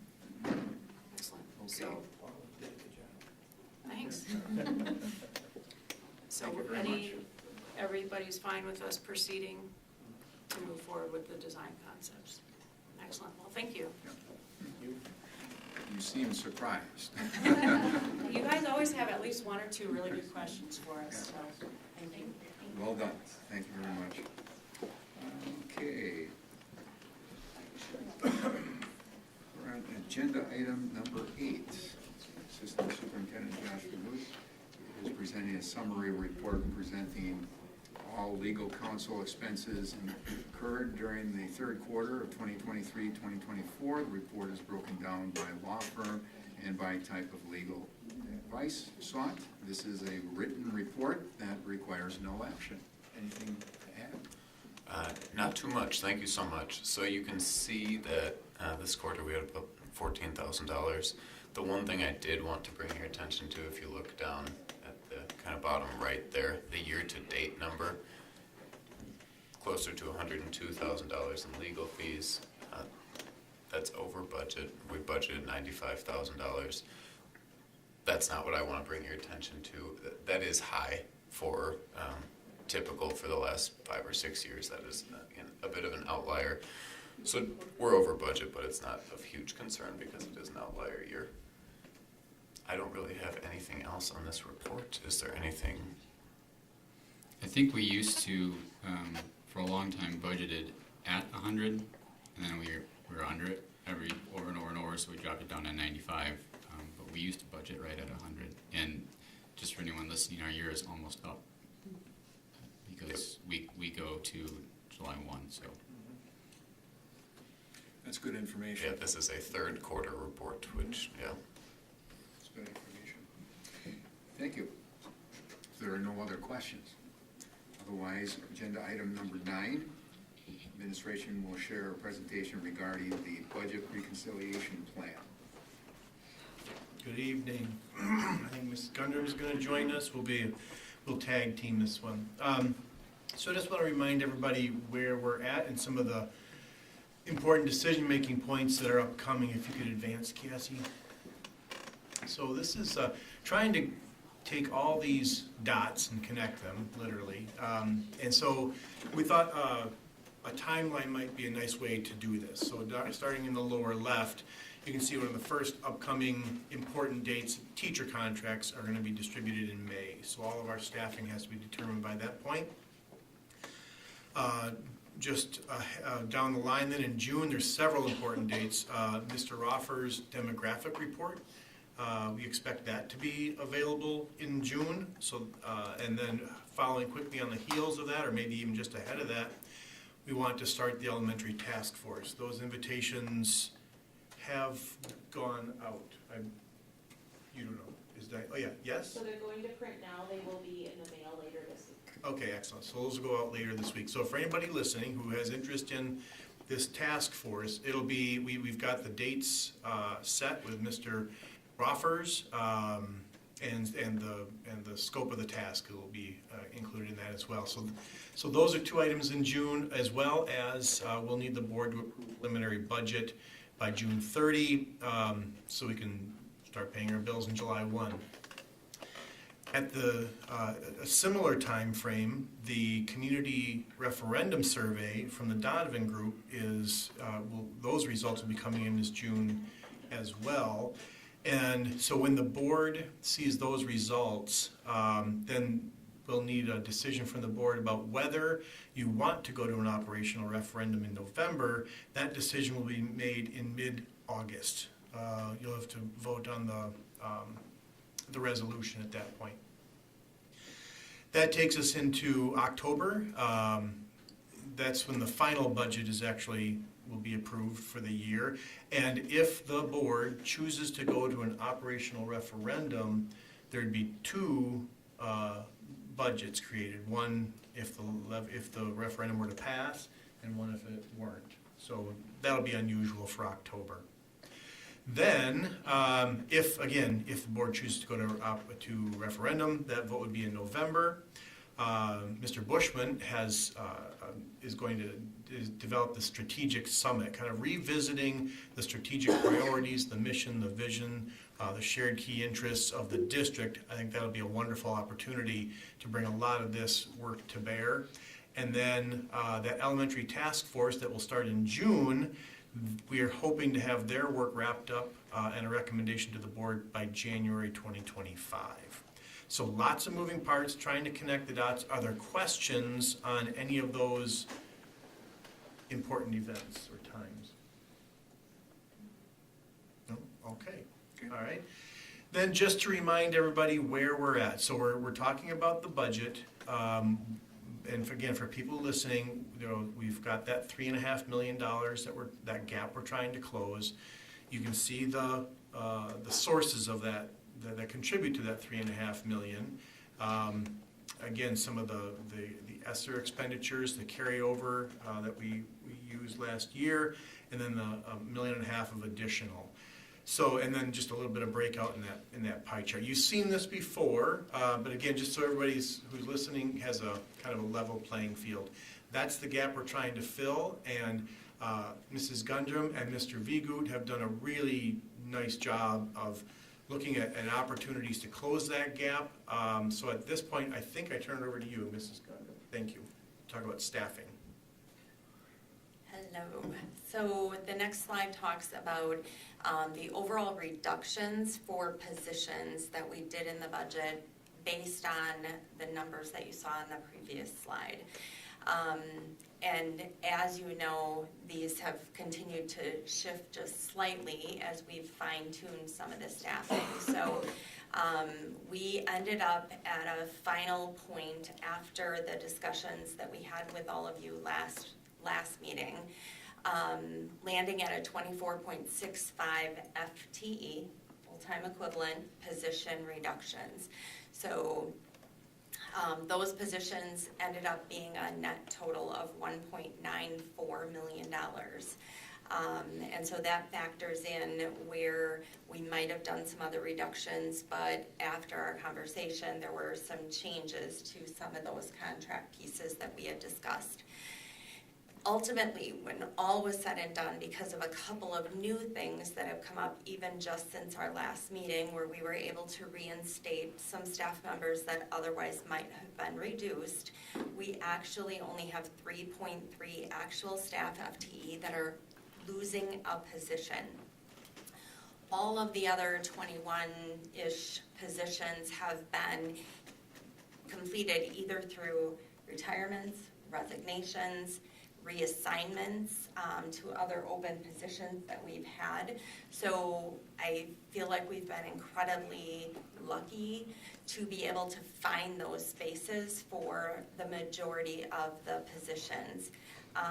When we talk about the 3.3, I just thought I would mention to you, two of those are high school positions that ultimately are just because we have reduced enrollment areas. We have a 0.3 FTE at the middle school level as in a teaching position because of reduced enrollments. And then there's a 1.0 clerical assignment at the district level that's being reduced. So other than those 3.3, we don't have any staffing reductions that are happening. Everybody else has been able to either go through reassignment, resignation, or retirement. And we also had a couple of open positions that we capitalized on. So that's what I wanted to, the pie chart, I should just mention, just to give a little different graphic, the totality of all of the reductions in those positions is broken out as you see there in terms of the percentages of the impact. So, and I think it goes to reason, like our teacher group is more than 50% of our overall 1,300 employees, and we have less than 50% of the reductions are coming from our teacher employee group. So proportionately, it's not too far off from the representation overall of the FTE numbers that we have by employee group. Could I ask you just to clarify, because there's a lot of numbers here, and I could see someone looking at this and thinking that we're only reducing 3.3 positions. No, we are reducing 24.65 positions, but there are only 3.3 FTE of people that are currently employed that we do not have employment for if they wanted to continue. Thank you. So that's a good clarification, thank you. Next slide, Cassie. So one of the potential levers or strategies that we could talk about using, we wanted to put the question to the board for discussion, and that is, do we reopen the retirement window? So I thought I would just share a couple of factual pieces of data with you as context for this particular item. We have currently about 68 staff members in our teacher employee group that would be eligible for retirement at this point in time as of this year that didn't choose to retire. For lots of different reasons, I am certain, and some of them still may have zero interest in this option. However, if we do reopen the retirement window, it would give people the opportunity that missed our December 1st deadline, because it is pretty early, although that early date helps us a ton in terms of our planning and preparation for budget. But given the circumstances of what we're in, if we were to reopen the retirement window, and let's just say we had a staff member in one of the departments where we have some FTE reduction of people who are actually going to be reduced, it would give us the potential opportunity to bring some of those staff back before they actually have to be non-renewed for budget reasons. So that potential would exist. I have no idea if we have staff in those departments that would want that or not. But about 68 people would have the ability to retire if given the opportunity. Again, they hit the eligibility criteria. Our eligibility criteria is age 55 by December 31st of this calendar year. If they were hired prior to 2005, they have to have a total of 15 years experience in the Wausau School District. If they were hired after 2005, those 15 years must be continuously employed with no breaks to do other things. And this is for the teacher group specifically, all of this request is.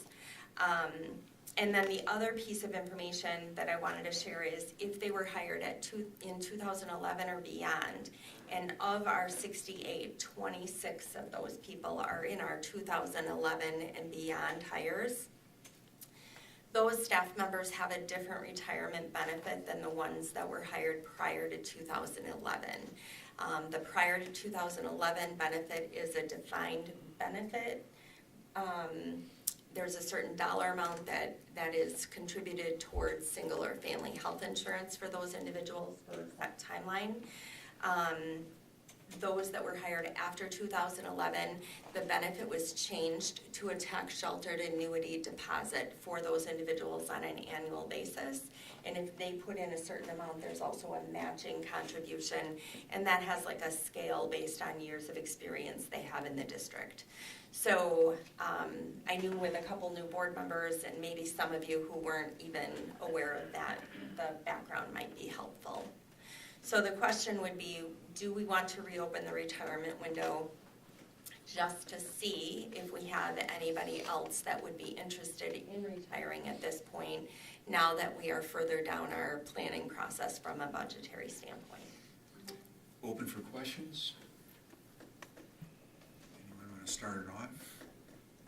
I'm trying to think of a reason why wouldn't we want to do that? Like, what's the downside of it? I honestly don't think there's a downside. I actually would recommend that we do it. I think it doesn't hurt at this point, and we could only maybe potentially get some positive benefit. Right. Especially if it's somebody who's thinking about it, they didn't make that decision by our typical timeline.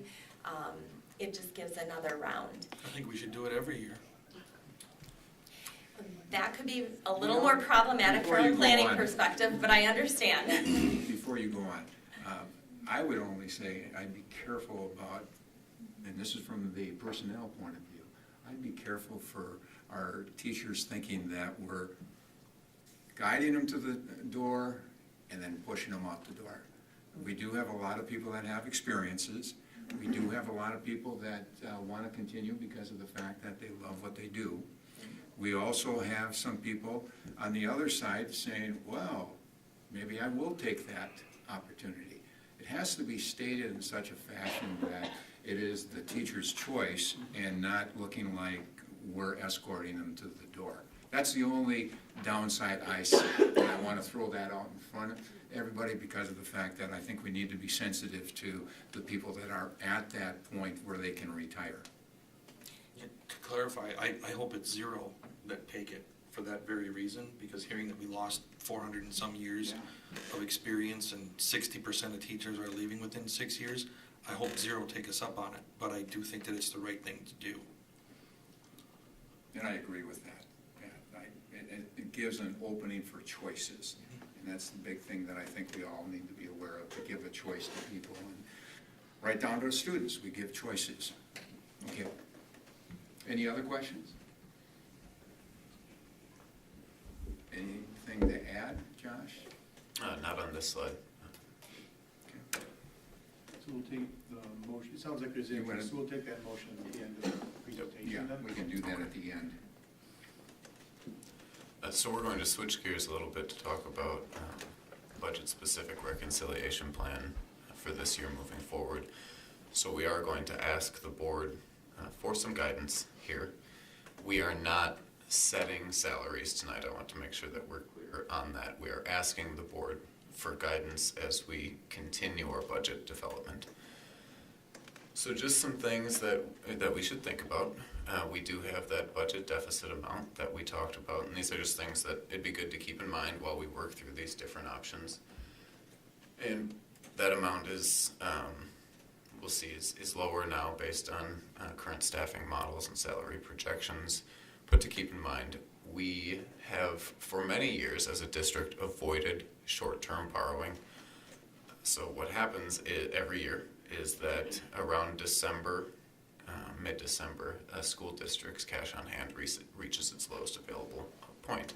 And many districts within the state have to borrow money at that point, only to pay it back, relatively quickly. But that's something we've been able to avoid due to healthy fund balance.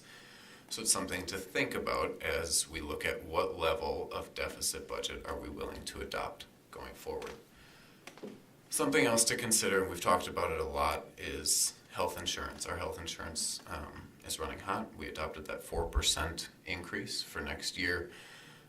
We're hoping next year is better, but we will eat into our designated health insurance fund balance this year again for the second year in a row. And then we will look at different options for this, but salary changes. CPI was set at 4.12, so that's kind of what we're looking at in terms of an upper level amount. And then we'll look at different options. Any questions kind of on these assumptions? We will assume the current staffing model will move forward as we walk through this. If not, we can move on. So this is the option we've been looking at since, I think, January, when we brought the basic recommendations for the forecast for the next 5 years to you. 3% salary changes. We know that $325 per pupil revenue limit increase will be there at this point in perpetuity, but at least for next year. There's that 33% special education cost reimbursement. That's same as the current, but it is 3% higher than it was previously. And then for this option specifically, that 3% salary wage increase across all employee groups. And then we're acknowledging the $1.9 million in staffing reductions that we just covered. And just to note that each percentage change in salary impacts the budget by approximately $760,000. So it's just good for us to keep that in mind. If we're looking at this plan now, we're looking at accepting a deficit budget of about $1.5 million. So that's different than the $3.5 million that we've been talking about. We've been working hard to get to this point, but that's where we'd be. So that's something that you have to consider when you make your recommendation, is kind of what level of deficit budget are we willing to take on. And then we did this in all three options. On the right in that graph, you see the ending fund balance projected 5 years forward, assuming we adopt these options. It does assume revenue limits continue to go up, and that enrollment stays relatively stable, and that salary increases are 3% in future years. So it is just a projection, but it is consistent across the three models, so it is a good guide. So you can see that 5 years out, we're projecting that $21 million fund balance. So a significant decrease. That would be below the 20% that 25% that they like you to keep on hand. Mr. Bigu, does that include the designated fund balance for the health insurance? It does. Okay. Yes. Any questions on option 3? Everything in the next couple options stays pretty much the same, except for the percentage that we're looking at. So we have a 2% option. So everything is the same except for that it'd be a 2% change in salaries for next year. And if we accepted this option, we'd be looking at exceeding revenues by about $755,000. For context, the deficit budget that we have for the current year we're in is $716,000. So it would get us almost exactly to where we currently are in terms of a deficit budget. Any questions on this? Okay. And then the last option, again, everything the same. We're calling this the 4.12% option. That is the CPI number. So it would include a 4.12% salary increase across employee groups. And you can see that we'd be close to a $2.4 million deficit budget for next year, inclusive of all these assumptions. And then on the right, you can see what that would do to the fund balance over time. That'd significantly decrease it. We'd probably get into short-term borrowing relatively quickly with this option, perhaps not this year, but in future years. But we do have to consider whether we're going to think about going out for referendum in November and how that would interact with this budget. Any questions on this?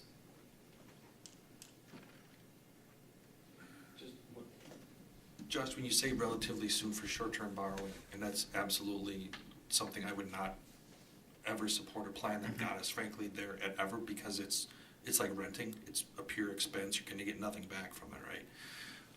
What level do we have to reduce to from a fund balance perspective before we enter into that? Or, So, I mean, you can't be exact, but is there a corridor? Is there a...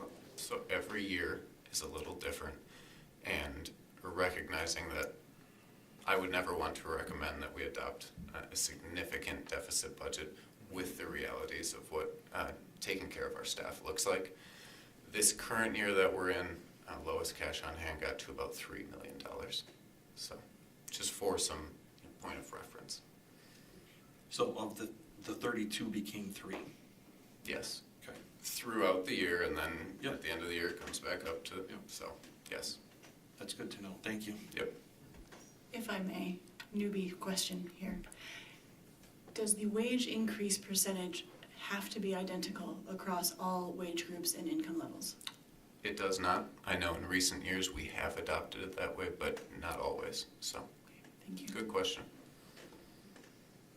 So maybe I missed this, but projecting, say if you went the third option, 4.12, we'd have to start borrowing in what year?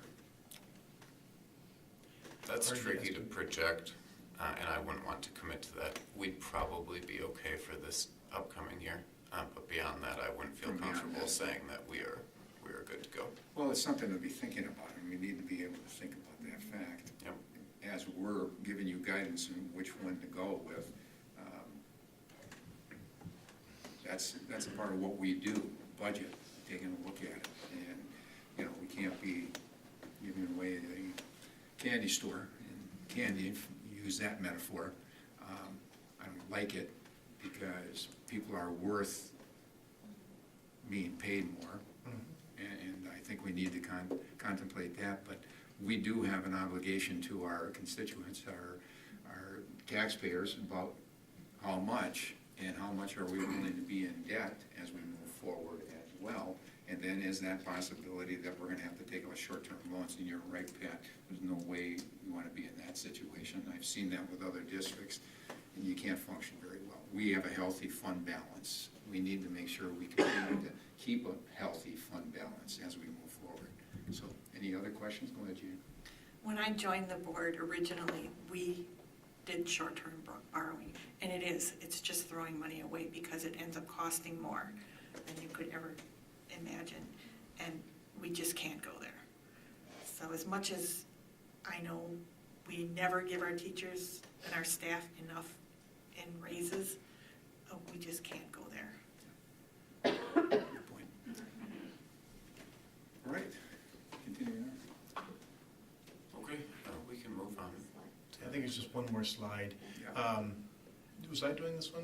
I guess that, sir. So again, the community results, survey results will come back in June. And again, this is an idea that the board wanted to explore. So I don't know if we really need to say much more about it, but that is one possible, that's another option we have to try and close that budget gap, right? But it's obviously not for certain. So I don't know if people have questions about that.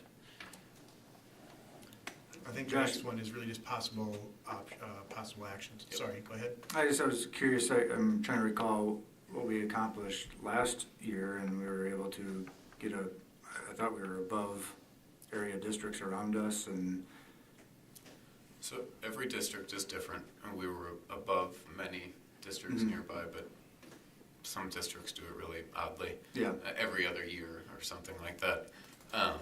So we were able to do 5% for all employee groups. Yeah.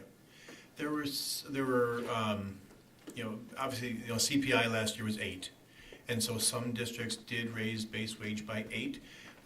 The ones that I'm most familiar with, and we did explore that, but the ones I'm most familiar with, they had historically low salary rates, and so they chose to do that.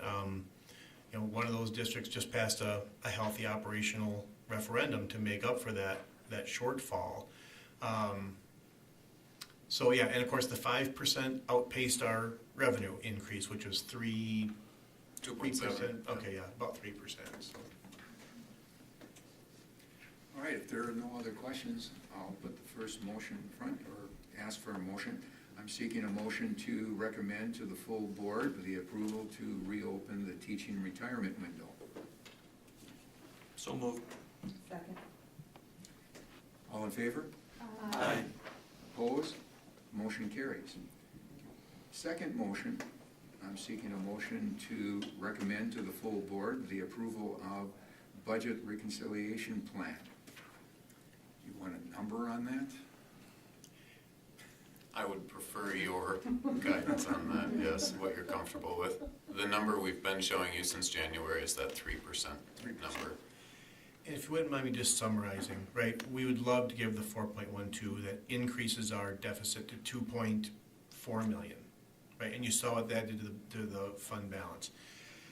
3%, if we wanted to balance the budget, we still have about $1 million to go, right? And again, that would, if we want to actually balance, that would be additional staff reductions, right? Which would be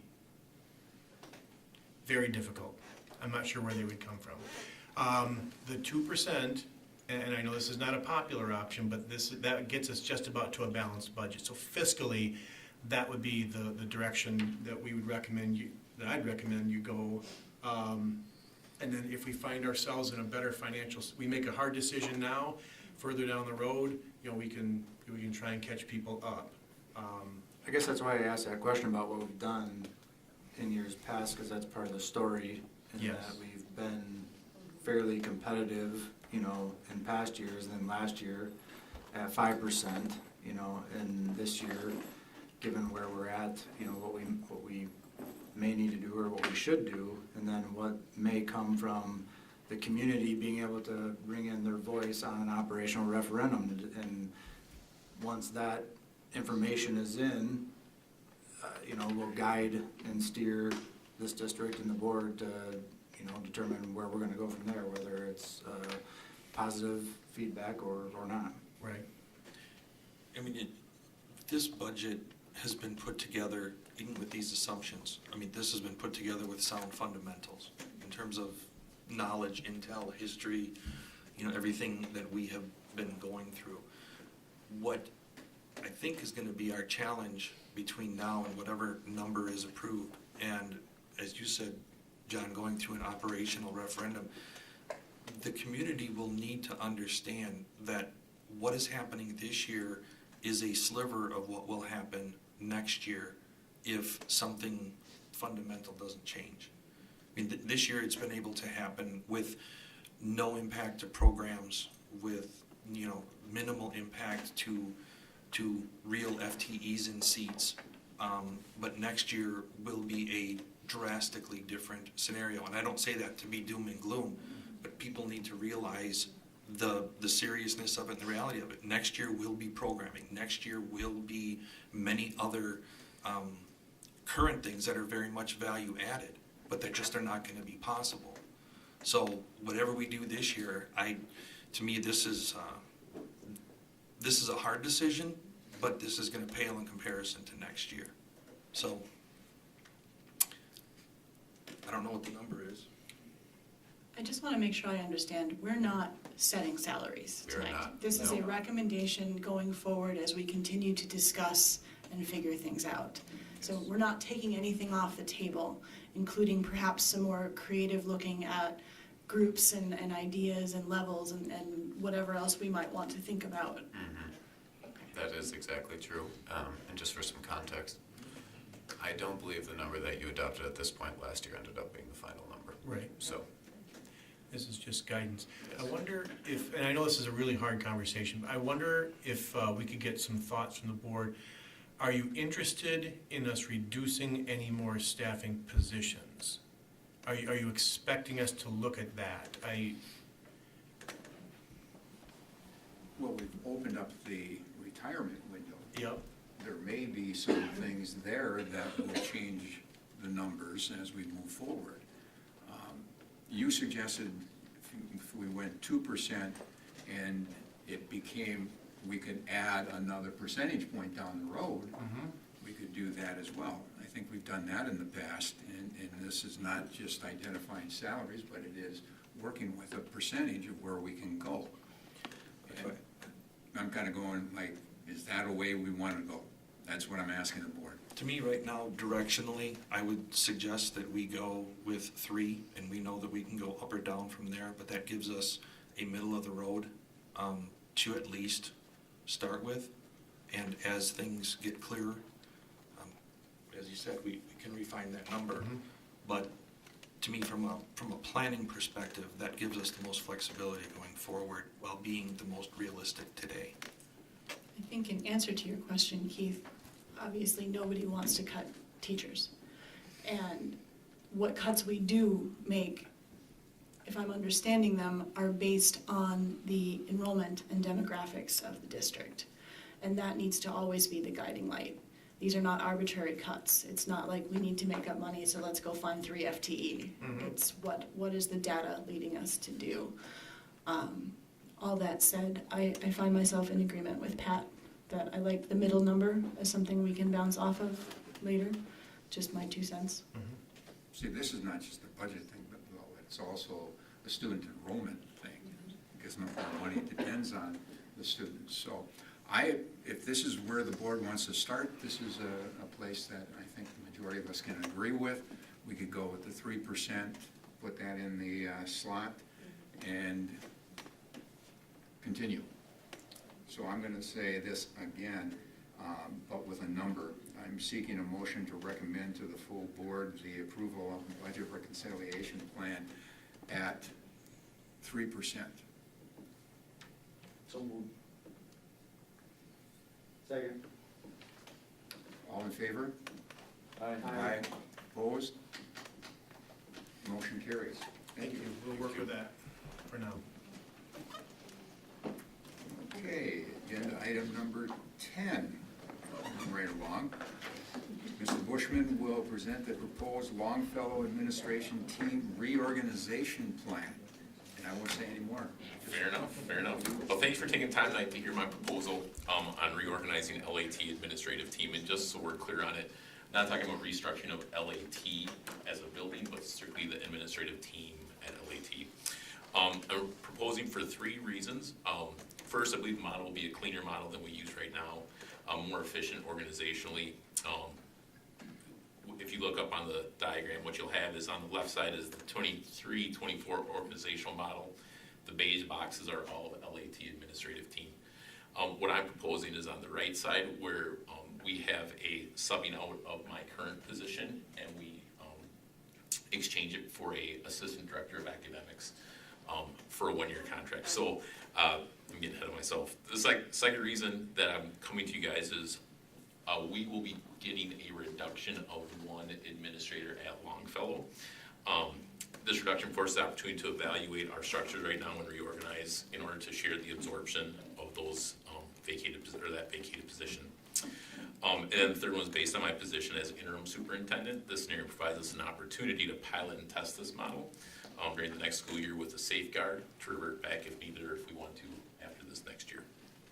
So listed on a page of our current organizational model as well as proposed model.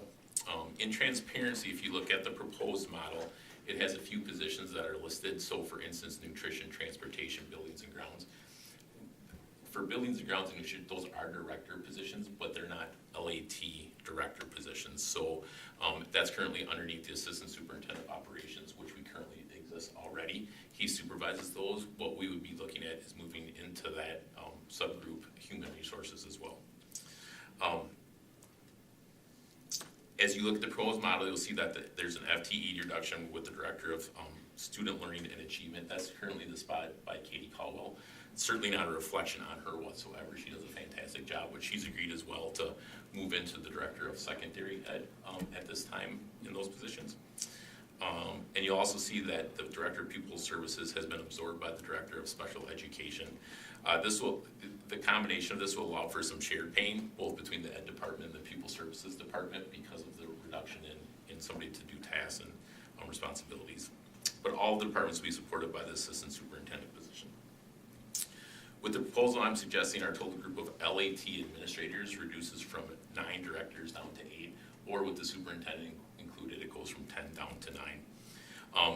As we go through, there'll be some learning processes that we're going to have to examine as well. So in our current model, we have people who've been hired to a certain position because of their expertise. A good example of that is John Uding.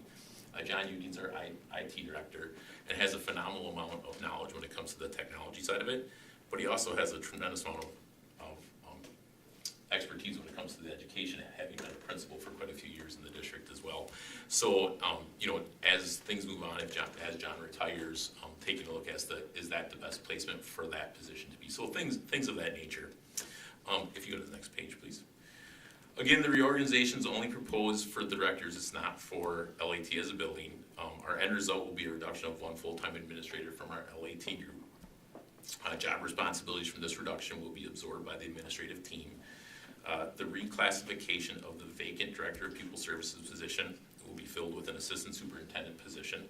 I'm hoping to post for this Assistant Superintendent position as a 1-year contract for the 24-25 school year. And the job description is also involved. And the position, the description is fairly broad. And part of the reason for that is because as we move forward this with your approval, there's gonna be a lot of work and energy that our administrative team has to put in as to how we restructure the job opportunities that are job tasks and skills that we have as a group. And that's gonna take a full group. And at this time, we don't have a couple days to sit down and put all our tasks up onto the board and see where it fits the best, but that would be a June, July activity for all of us to take part in to make sure that we've got the strongest skills we have in the positions that we need to. So concerns that I have moving forward with it, certainly associated with plans, the fluidity during this course. We've got a lot of changes that are in place right now and a lot of things that are moving. And change is difficult. We'll have an increase in task and responsibility for each one of our LAT administrators. And I'm also concerned about the perception of an added position, even though we down a full-time administrator. As we look at, it's going to look as if we're hiring, which we're not. We're backfilling my position, or actually a reduction as an LAT team total. But perception sometimes are concerned. Strengths of it, current situation with me being as an interim allows us to pilot the structure for a year, review it, see if we like it. At the end of next year, we can come back around this table and decide if we want to keep it in that model.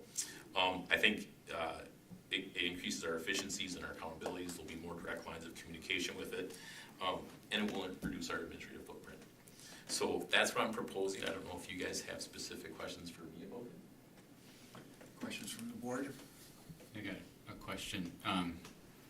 Pat really likes student, not pupil director, right? Okay. Yeah. And so his pet peeve will make mine not seem as dumb then, because I got another one. all right, I think that I like the assistant, because I'm going to join him in one. I like the assistant superintendent of academics better than the assistant superintendent of academics, achievement, and acceleration. So you can add me along with Pat with one of the name changes that I would recommend. But other than that, I think, and that obviously isn't that important. I think overall, I think it's a great idea. I think it's presented well, and I like your idea of let's try it for a year. If you think it doesn't work and for some reason you want to go back, then we can. I know that isn't your intent. I mean, the intent is we think this is going to be a better way forward, but we have a year to try it.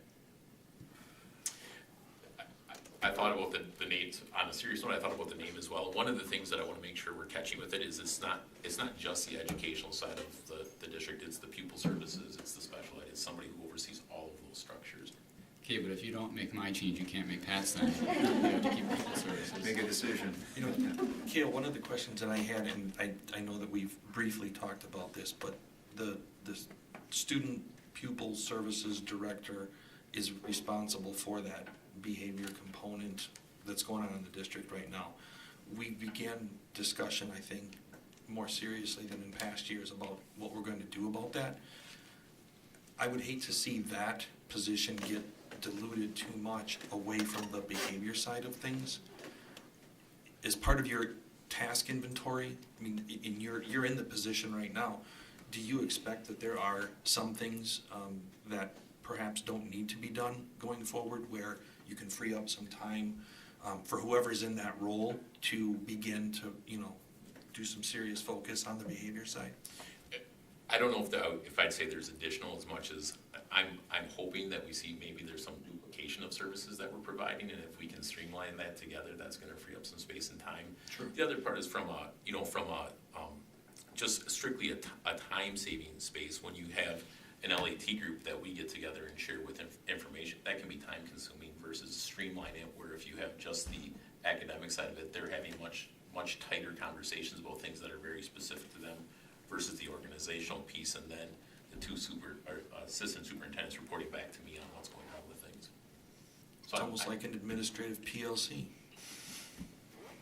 I like it. I think it's a great proposal to, like you said, at least pilot, and we have an out if something goes south, which I'd be shocked if it did, so I think it's good. I'm thinking what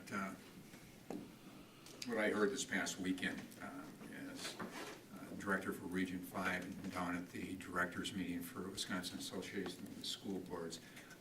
Many districts are right now not just looking at their budgets pertaining to faculty and paras and things of that nature, but they're also looking at the administrative roles. And how can we streamline more and more and be more efficient?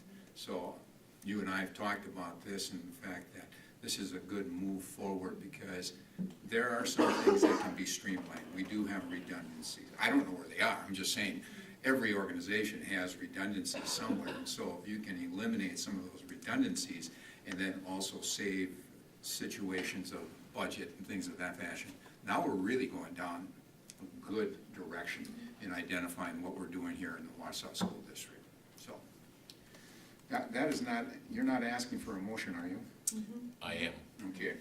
I'm seeking a motion to recommend to the full board the approval to accept the LAT reorganization plan as presented, including accepting the Assistant Superintendent of Academics job description. Second. I'll just make one last comment also about that. This is not adding a position. We are actually eliminating position, like you said, from 10 to 9 or 9 to 8, whatever the case might be. Correct. I want to really make sure that we understand that. All in favor? Aye. Opposed? Motion carries. Thank you very much. Next item, 11. Jason Foster, Kurt Vanden Heuvel will present the proposed boys and girls lacrosse co-op agreements.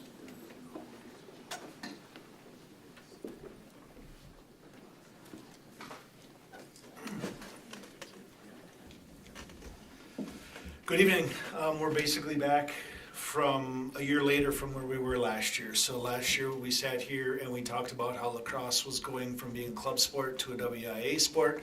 So we needed to talk about if we wanted it to become a WIA sport in our district, and if so, what would that co-op look like? As a club sport, we were co-opted, and I think we actually came twice at this around this time last year. We were originally co-opted with just the two Wausau high schools, and that's what we originally asked for.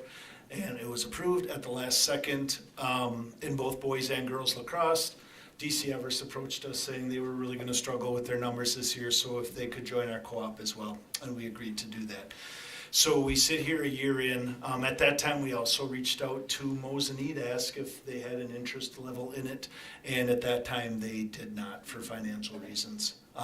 They've had a little bit of turnover there, and oftentimes the way school districts and school boards work, they have some student athletes in Mosinee who are interested in playing lacrosse, and they kind of felt like, what the heck happened here?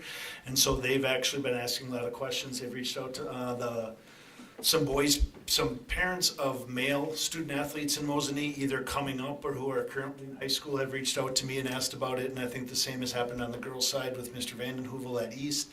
And to which all we could really respond is, you're not part of our co-op. The only way you could play for either of our teams is to enroll or open enroll to one of the schools that are currently members of the co-op, which are Wausau East, Wausau West, and DC Everest.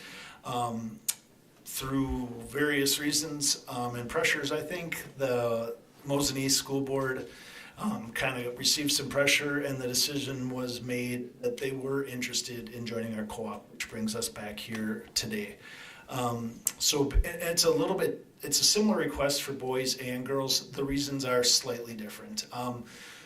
Both boys and girls feeder programs, the Wolfpack youth programs include Mosinee as part of them. So we do have Mosinee student athletes currently playing in the Wausau Wolfpack youth programs. That is the feeder program.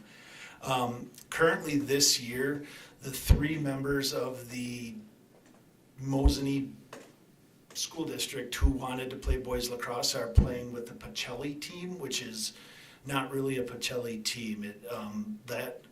In the past, that Pacelli co-op, when it was a club, was made up of Pacelli and Point and Rapids and a whole bunch of other ones.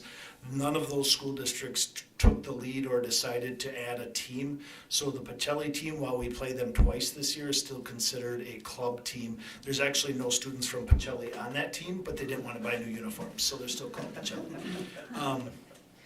So long story short, Mosinee has asked to join our co-op. And we allowed them and Everest to kind of go forward with this. There is a May 1st deadline to make this decision. So they've already approved it. It means nothing to us. It's still completely up to us whether or not we approve them joining us. From a girls' standpoint, those added girls to Mosinee will assist our girls program to just keep their numbers to a point where they are sustainable and moving forward, because their numbers in our girls program are a little bit lower.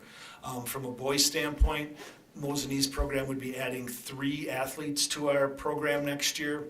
And that, we think, puts us on a path to hopefully get back to splitting within either the next 2-year cycle or the 4-year cycle, that Everson Mosinee would then be able to split off and become their own program. And then we would stay the Wausau Wolfpack. This year we're currently called the Wausau Wild, kind of like we talked about in restructuring and coming up with a new name and all those things, like what would help bring the two programs together. And the boys program became the Wausau Wild because it kind of aided in that transition of because Everest does have quite a few numbers on the boys side. So essentially what we're proposing tonight is a motion to add Mosinee to our boys and girls lacrosse co-ops. Financially, what it would do is we currently split that, each of those co-ops, which we pay for coaches, transportation, and officials and entry fees, and that cost is currently split 3 ways between the 3 high schools. By adding Mosinee, all we would be doing at this point is adding a 4th, so we'd be dividing it 4 ways instead of 3.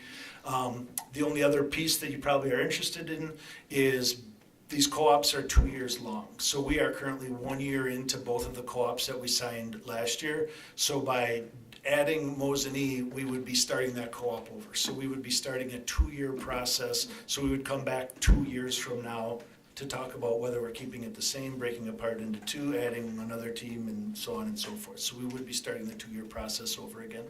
And you hit on things that you and I have talked about in the past about not continuing to have super co-op teams and that, and making sure that these teams, eventually the schools take over because of the fact we want to build in the state of Wisconsin a lot more teams than what we have right now. So you kind of hit my spot, which is important for all of us to know, because if we don't do that, we don't encourage that, we're not going to have a lot of teams in the state of Wisconsin, and it's going to get stagnant like other programs have.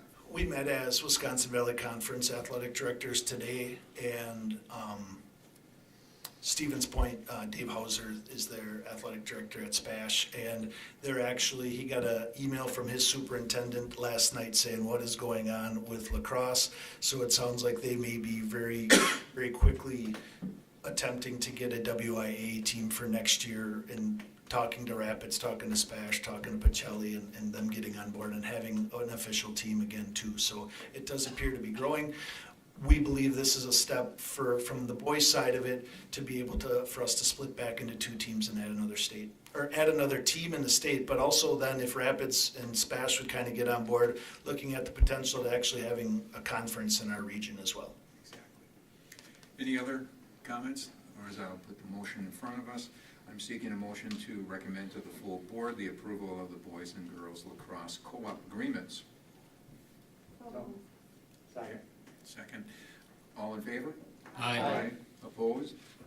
Motion carries. Thank you very much. Thank you.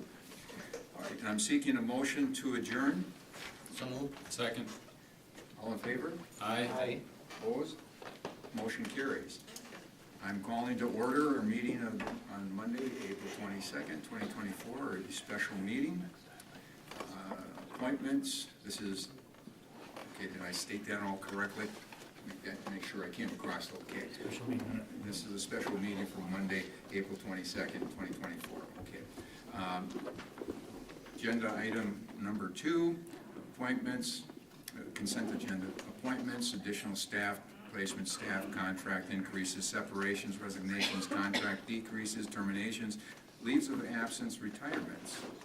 I'm seeking a motion to accept the consent agenda. I'd like to pull from it the staff that is connected to EEA and Okay, we can do that. We do have to vote on that. All right, so that's an amendment. So what we'll do is, I'm seeking an amendment to the motion to pull the EEA and waive from the consent agenda. And do I get to say why? I would like to do Well, I'll that. get a motion, and that's the motion, and then we'll first and second it. I'm seeking that motion. Jane has put it forward. I need a second.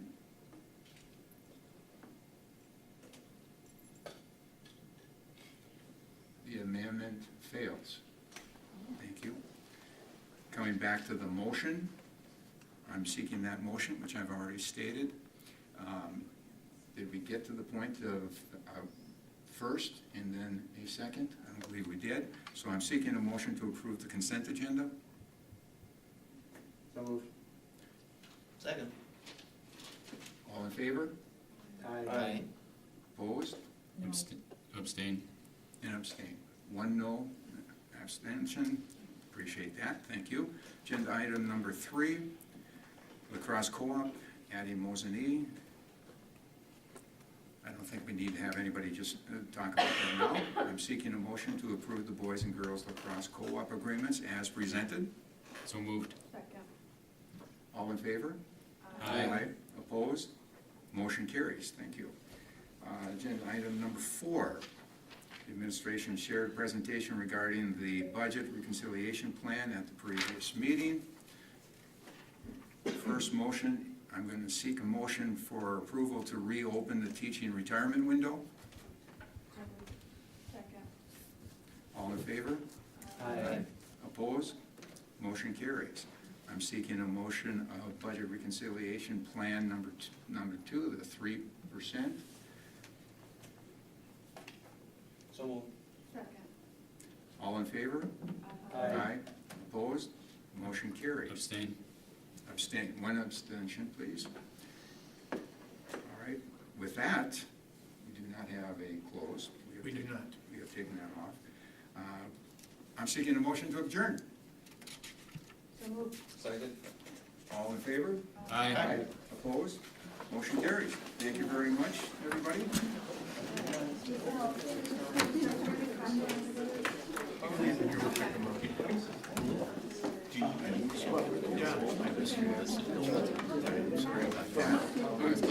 Yeah, that's the big thing. Get your email, so I will respond and work out things. Sure.